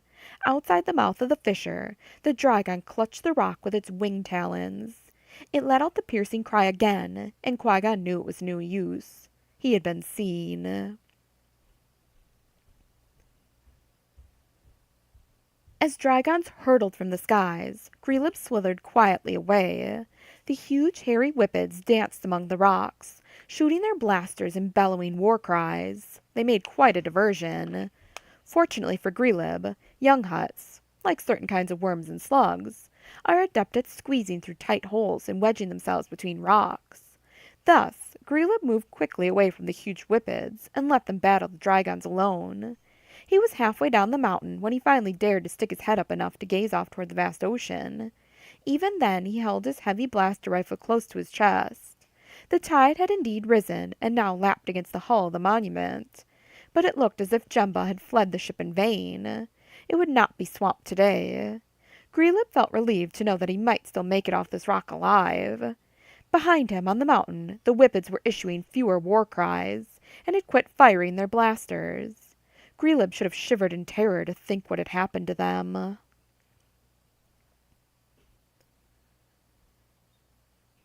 The Drygon's shriek had alerted others from the flock. They vied for position as the first Drygon wedged its long silver head into the cave opening. Lightning streaked through the sky behind it. Teeth longer than knives flashed near Qui-Gon's face, and he could smell the scent of dead fish on the Drygon's breath.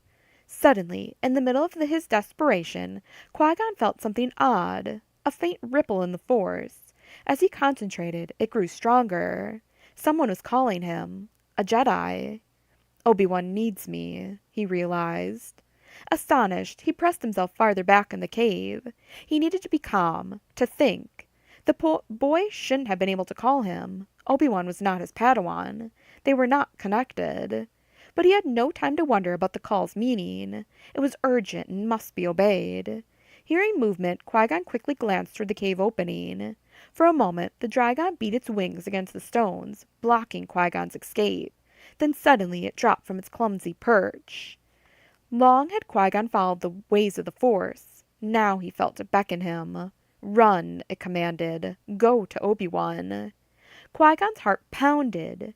He ran 3 steps and leaped from the mouth of the cave, knowing that 200 meters below, the sharp rocks stuck up like swords.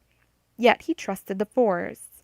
He did not fall even a dozen meters. His leap carried him straight to a Drygon. He hit the beast's neck with a thud. The creature was wet and slimy. Qui-Gon almost slipped off, but clung to its scaly hide with the tips of his fingers. The sore muscles in his shoulder throbbed and burned. He managed to swing his legs up and over, so that he was riding squarely on the Drygon's back. The creature roared in terror. It had been flying up to eat the Jedi. Now it shook its neck, trying to throw him off. It shrieked again and again, then wheeled in panic and flapped its wings, dropping toward the sea. Qui-Gon clutched his precious bag of dactyl in one hand and leaned close to his Drygon's neck. Using all the power that he could muster, he whispered to the Drygon, "Friend, help me. Take me down to the caves. Hurry!" The Drygons that were hunting whippets heard the desperate shriek of Qui-Gon's mount. They looked up and saw the man on its back. Now the Drygons rose in a flock to give chase. His mount flapped its wings and sped toward the cave. Qui-Gon wasn't sure if he could control the beast for long, for its small mind was cruel and it was driven by a ravenous hunger. Grelib had been lamenting the death of his whippet henchman when he glanced back toward the mountain. Drygons flocked there by the hundreds. To his amazement, he saw Qui-Gon Jinn leap from his crevice onto the back of a hunting Drygon. The Jedi wheeled away, down toward the ship. Grelib's jaw dropped, and he dove for cover beneath a rock. There he sat, trembling. The Jedi was alive and heading back down the mountain. That meant only one thing. Grelib was done for. Jemba would kill him with one blow as soon as he showed his face. Or perhaps he would kill him slowly as a lesson. He had not clawed his way to a position of power, second only to Jemba, to let a Jedi defeat him. He had worked so hard. All that killing, all that torture of innocents, all that profit, it could not go to waste. He would have to kill the Jedi himself, before Qui-Gon reached the caves and Jemba saw him. As fast as he could, Grelib slithered among the rocks. Chapter 20. In the caves, the Arconans were fading fast. Their bioluminescent eyes were growing dim, like fading embers from a fire. Nearby, Clot-Ha and a couple of other humans helped care for the failing Arconans. The usual fiery woman looked drained, worn out. There was really nothing they could do for the Arconans except make them comfortable. See, Trimba hadn't stirred in hours. He whispered to Obi-Wan that he was saving his strength, yet Obi-Wan guessed that his friend was really too weak to move. Obi-Wan was desperate. He hated sitting by, unable to help, as his friend slowly died. A dozen times he had thought of running out to find Qui-Gon, but he resisted the urge. He had to stay by his friend's side and protect him. Obi-Wan rested his forehead on his knees in despair. He stared at the cave floor. What was the use of all his Jedi training? He had never felt so helpless. Nothing he had learned, nothing even Yoda had told him, could have prepared him for this moment. He had come to the end of everything. Faith, hope, belief in himself. He had failed. All his life he would remember this, his darkest moment. Darkest moment. A memory stirred in Obi-Wan. He remembered a twilight conference with Yoda. "What is my limit, and how will I know when I find it?" Obi-Wan had asked. "And if I am pushed to the last, where can I turn for help?" That was when Yoda had told him that in moments of extreme danger, when he had done everything he could use the Force to call another Jedi. "Close you must be," Yoda had said. "Connected." Qui-Gon may not have thought they had a connection, but Obi-Wan had to try. In the dark cave, he reached out for the Force. He felt it pulse, and he drew in its energy. He reached out with his Jedi senses, tried to feel the Jedi Master's presence. But Obi-Wan was a young man, and could not control the Force as he wanted. So silently he simply called, "Qui-Gon, come back now! The Arconans will die soon without the dactyl." From the mouth of the cavern there was a great rumbling laugh. Obi-Wan looked up. He had called Qui-Gon with everything he had, but instead he had roused Jemba the Hutt. So much for his abilities. Jemba towered above them, his immense bulk filling the mouth of the cavern. "How are you all feeling? Well, I hope," he taunted. "Well, in case you're not, I have dactyl for sale. Dactyl for the needy. All it will cost is your lives. We have some here, and much more hidden elsewhere." All around the cave, Arconans began to moan. Some of them turned over and began to crawl painfully toward the hut with his offers of dactyl. Disgust filled Obi-Wan. He leaped to his feet. "Stop this!" he shouted. Before he knew it, his lightsaber was out. He covered 50 meters of ground, leaping over dozens of poor Arconans, until he stood before the monstrous hut. He flashed the lightsaber overhead in a practice swing. The slug-like hut could be seen clearly in its light. A dozen other huts and whippets filled the tunnel behind him, but Jemba's bulk would make it difficult for them to shoot. "Well, well," Jemba roared. "I'm glad to see that you are brave, even when your master is not at your back." "Leave, Jemba," Obi-Wan managed to say. He was choking on his anger, and because his voice was changing, it cracked comically. At his back, Klet-Ha appeared, blaster drawn. "He's right. You're not welcome here." "Very well," Jemba boomed. "If that's what you want, I'll gladly leave your friends to die." "Leave them the dactyl," Obi-Wan ordered. He gripped the lightsaber, could feel its heat warming the heavy handle. The blade thrummed in the air, and his every muscle ached to leap forward and begin slicing. Sweat poured down Obi-Wan's face, and he gritted his teeth. "Isn't this amusing?" Jemba rumbled to his cohorts. "He is no Force user, this one. It's in the ship's records. He is nothing more than a farmer, a reject from the Jedi Temple." Obi-Wan fought back his rage at Jemba's taunt. For long seconds he struggled as he sought within him for a place of calm, of peace. Then he remembered Qui-Gon's words. Jemba was not the true enemy. Anger was. At last he found the calm he needed. He reached out with his senses to touch the Force. He felt it now, around him, in Jemba, in the stones, in the Arconans fading so fast behind him. He felt it and gave himself to it. "Qui-Gon!" Obi-Wan shouted in surprise. He'd been so focused on calling to the Jedi Master for help that he felt astonished to suddenly feel something else. Qui-Gon was calling to him for help.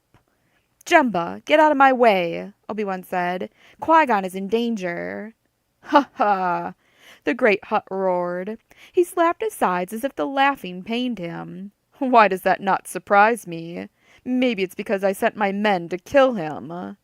But it wasn't just Qui-Gon. Danger was coming to all of them. Qui-Gon wasn't just calling for his help. He was trying to warn Obi-Wan. I mean it, Jemba, Obi-Wan warned. We're all in trouble. What would you have of me, little one? Jemba asked. Do you want me to look down at my shoes so you can stab me? Ho ho ho! That trick won't work on me. Hutts don't have feet. He was wasting time. Obi-Wan somersaulted once in the air and landed in front of Jemba. Then, using the momentum of his landing, he sprang over the Hutt's head. Obi-Wan landed on Jemba's back, and the Hutt howled. You have been warned, Obi-Wan shouted, gripping his lightsaber tightly. Then he raced on Jemba's tail and sprang over the heads of the surprised Whippet guards. One Whippet fired his blaster at Obi-Wan's retreating form, but Obi-Wan managed to bring his lightsaber over his back and deflect the blow. He raced through the tunnels, past the startled Hutts and Whippets. His need to find Qui-Gon was overpowering. He was astonished to feel the Jedi Knight's warning call, to feel this connection. Behind him, a few Whippets roared war cries, but Jemba shouted above the rest, No! Leave him to me! The boy is mine! Chapter 21. There, my friend, Qui-Gon said to the Dragon. He pointed toward the caves. The dozen passages to the cavern were all set within a single hill, and from the sky the cave mouths looked like wormholes. Qui-Gon fought to control the Dragon's mind, bring it safely to the ground. He was worried. As far as the eye could see, dragons flocked toward the caves. Their roars were deafening as they called to each other. Qui-Gon had seen the giant trees in the silver forest of dreams on the planet Kubundi. Some of their vast leaves could be 20 meters wide, and when they fell in the autumn, they floated like giant rafts through the sky. That is what the Dragons reminded him of. They dropped through leaden skies, just as the leaves floated from the Kubundi forests. Yet these creatures were deadly, and like Qui-Gon, they were headed toward the caves. Qui-Gon called with his mind, warning young Obi-Wan Kenobi again of the danger. Then he waited as the Dragon wafted downward, close to the narrow ledge outside the caves. Qui-Gon chose his moment, then sprang off the back of the beast. He landed on the ledge, steadying himself with a hand against the outside wall of the cave. The Dragon flew off with a soft, confused cry, his mind released. Qui-Gon had taken 2 steps toward the cave when he saw Obi-Wan race from its mouth, lightsaber held high.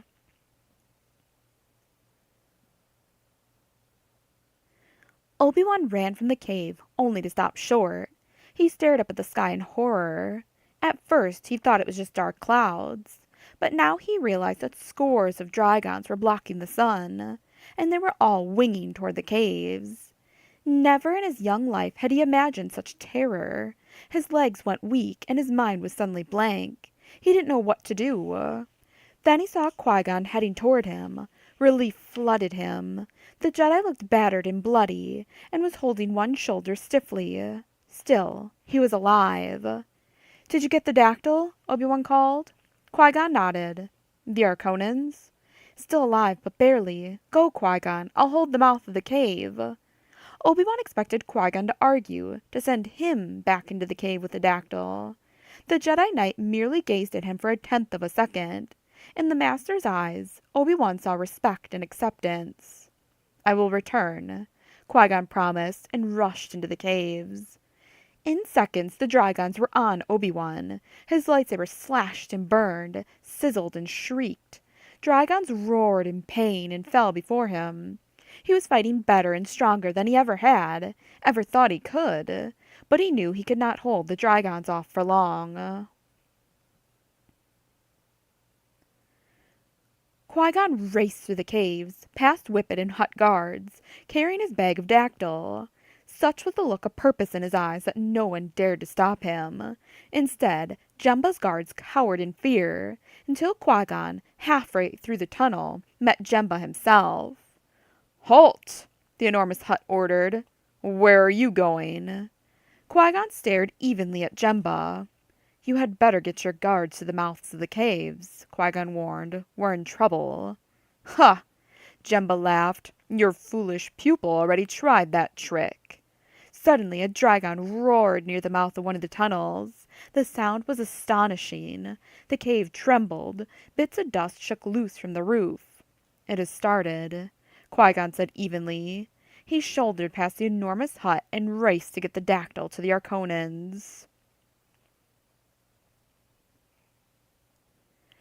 Grelib squeezed past two flat rocks and lay for a moment, his heavy blaster in hand, staring down at the caves.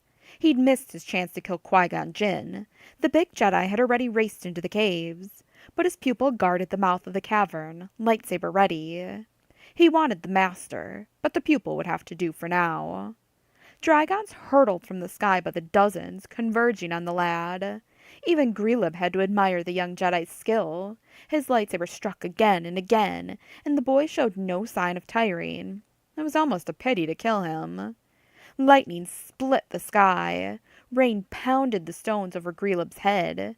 One good thing about hiding under these rocks, at least it was dry. He raised his blaster rifle and tried to aim at the young Jedi. The boy's lightsaber flashed among the dragons. All I need now, Grelib thought, is one brief moment to pull off my shot. Just one.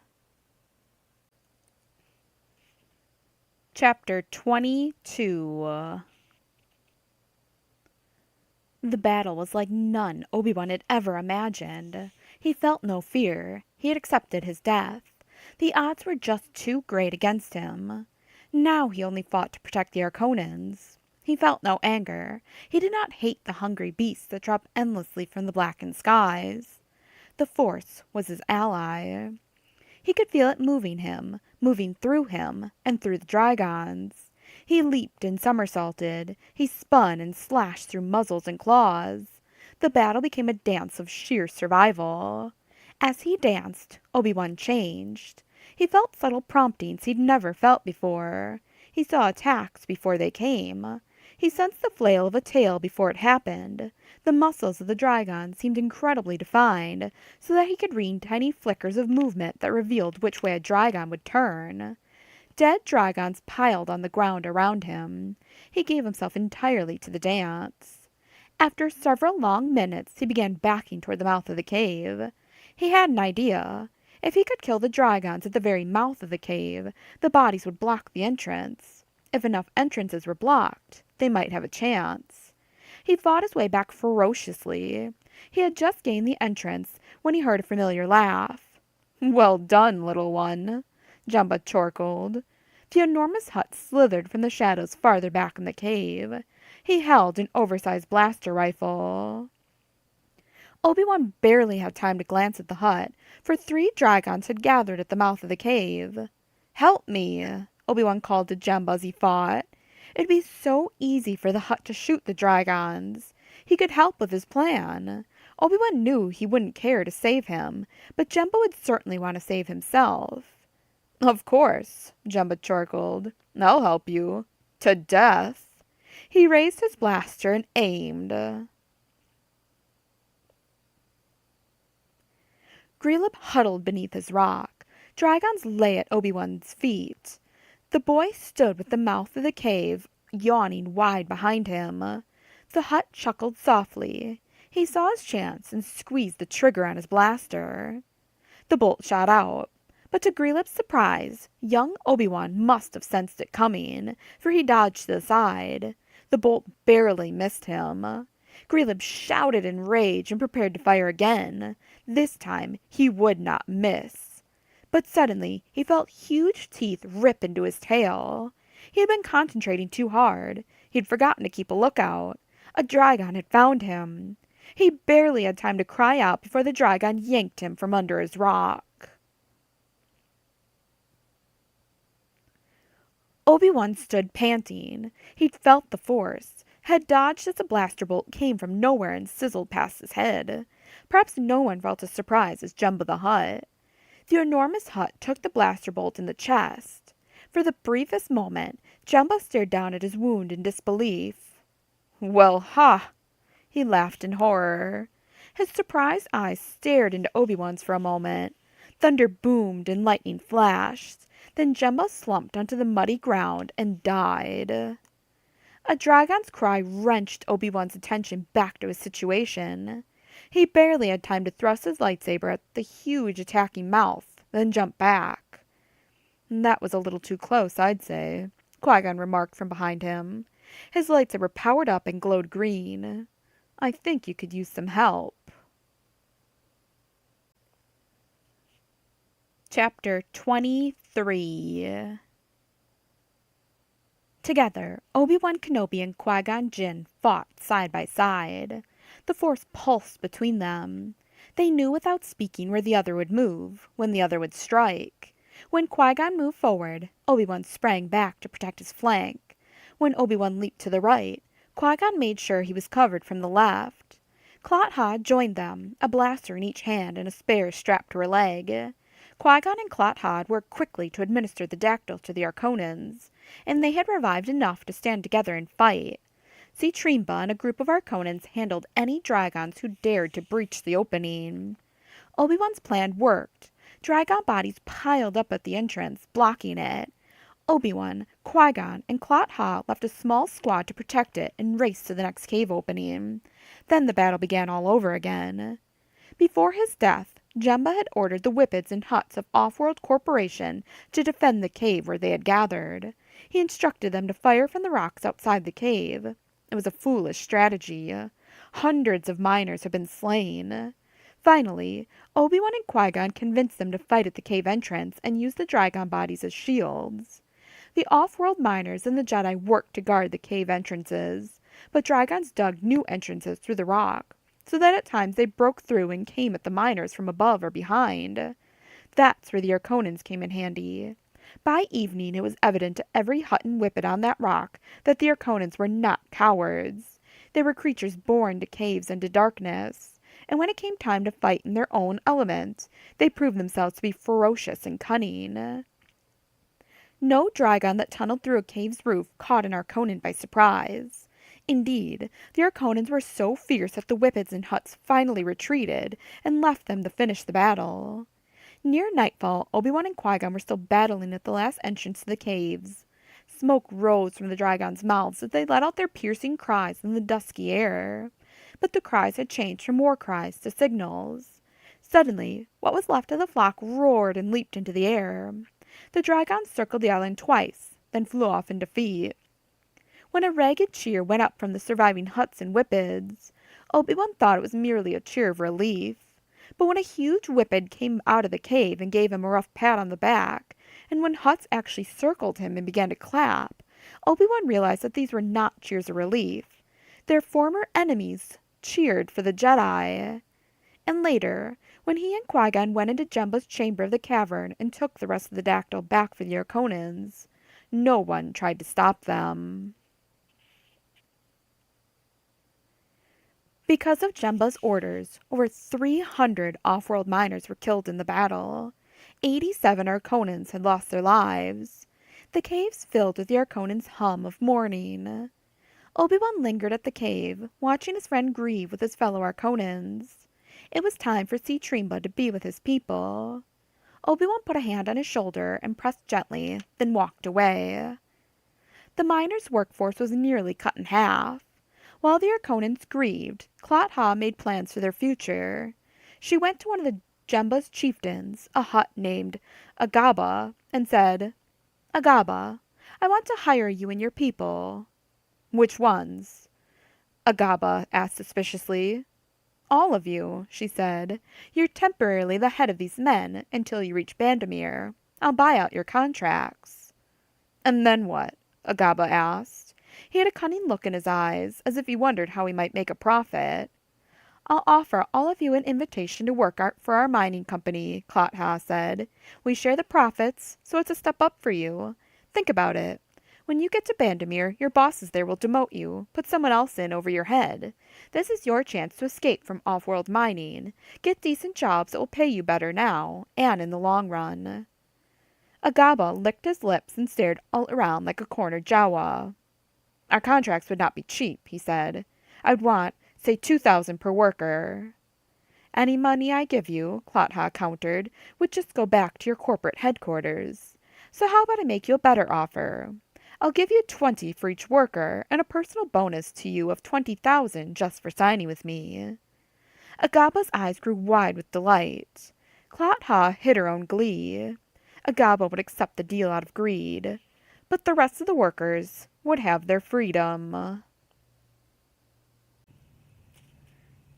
Chapter 24. Qui-Gon knew when to admit he had been wrong. He had underestimated Obi-Wan Kenobi. The repairs were almost done. They were scheduled to leave at dawn. Qui-Gon left the ship to take a last look at the great sea. He needed a moment to consider all that had happened. The surf pounded the rocks around him as he gazed at the planet's 5 multicolored moons, already beginning to dim with the rising light. He thought about Yoda's words, spoken only 3 days ago. By chance alone we do not live our lives. If taken apprentice you will not, then in time, perhaps, fate will choose. Qui-Gon still wasn't sure if fate had appointed Obi-Wan as his Padawan, or if it had just thrown them together for one odd adventure. He thought it a coincidence that both he and Obi-Wan Kenobi were going to Bandamere. After all, Yoda had sent the boy to Bandamere, while Qui-Gon's orders came from the Senate, from the Supreme Chancellor himself. There was no way that Yoda and the Supreme Chancellor could have plotted this together. But here it was. Both of them were going to Bandamere, and Qui-Gon had an uneasy feeling about this assignment. And there was a further matter. It was not a simple thing for one Jedi to touch the mind of another. It was an intimate thing, the kind of thing usually done between the closest friends. Or between a knight and his Padawan. For the first time in a very long while, Qui-Gon didn't know what to do. When the path is unsure, better to wait, it is, Yoda had told him many times. Now he would use Yoda's advice, even though he suspected Yoda would want him to take the opposite position. He would not ask Obi-Wan to be his Padawan. He would wait. And he would watch. They had separate missions on Bandamere, but he would keep an eye on Obi-Wan. One mission was not enough to test the boy. There would be more to come. Only then would Qui-Gon be able to tell how true Obi-Wan was to his Jedi purpose. Bandamere would test him, for Obi-Wan was unhappy with the mission he'd received. Qui-Gon smiled. He had to admit, the boy was no farmer. He was meant for different things. But whether his path would intersect with Qui-Gon's, he still didn't know. Until he did, he would not choose. The boy would have to be strong to dispel the shadow of the one who had come before. And Xantos cast a long, deep shadow. Qui-Gon turned away from the rocky shore and headed back to the ship. Yes, he would keep an eye on young Obi-Wan. And besides, he had a feeling that fate would give him no other choice. Qui-Gon walked through the labyrinth of the ship's corridors until he reached Obi-Wan's cabin. He knocked on the door. "Come in," Obi-Wan called. The boy was sitting cross-legged on the bed, staring out at the mountain crags. "I'll be glad to leave this place," Obi-Wan said by way of greeting. "I saw too much death here." "You did well," Qui-Gon said. "I felt the Force move in you." "It was astonishing," Obi-Wan said quietly. "I thought I understood its power, but I see that I'd only glimpsed one corner of what it could do.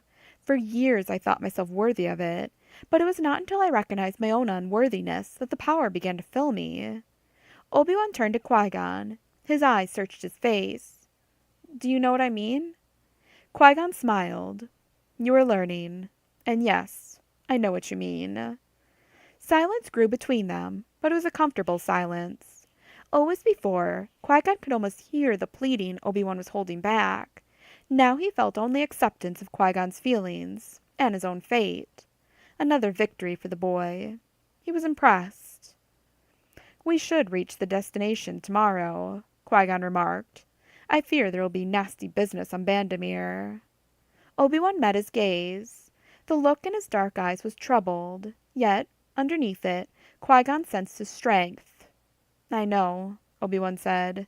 "I feel it too." Afterword. Obi-Wan Kenobi had been raised in the Jedi Temple at Coruscant, a world teeming with people, a world whose every piece of land was covered by skyscrapers. When the monument dropped through the atmosphere of Bandamere, he marveled at the jungles and plains, the broad expanse of empty land and wide sea. He'd never imagined that there could be so much wilderness on one planet.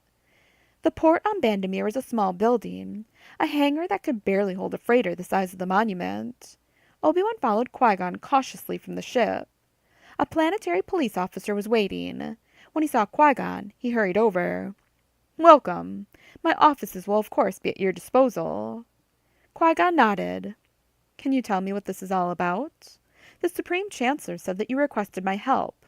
Mine, specifically." "Perhaps this will explain," the officer said. He handed an envelope to Qui-Gon, who tore it open and pulled out a folded note. As he read, Qui-Gon's face paled and his breath caught. Obi-Wan read over Qui-Gon's shoulder. It said only, "I have been looking forward to this day." The note was signed by someone named Xantos.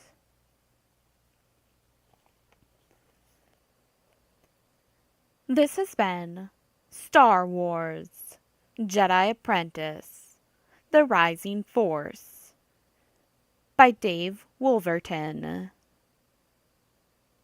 Thank you for listening. If you enjoyed my reading of this audiobook and would like to contribute, you can head on over to www.patreon.com/theexpandeduniverse lives forever. The link is also in the video's description.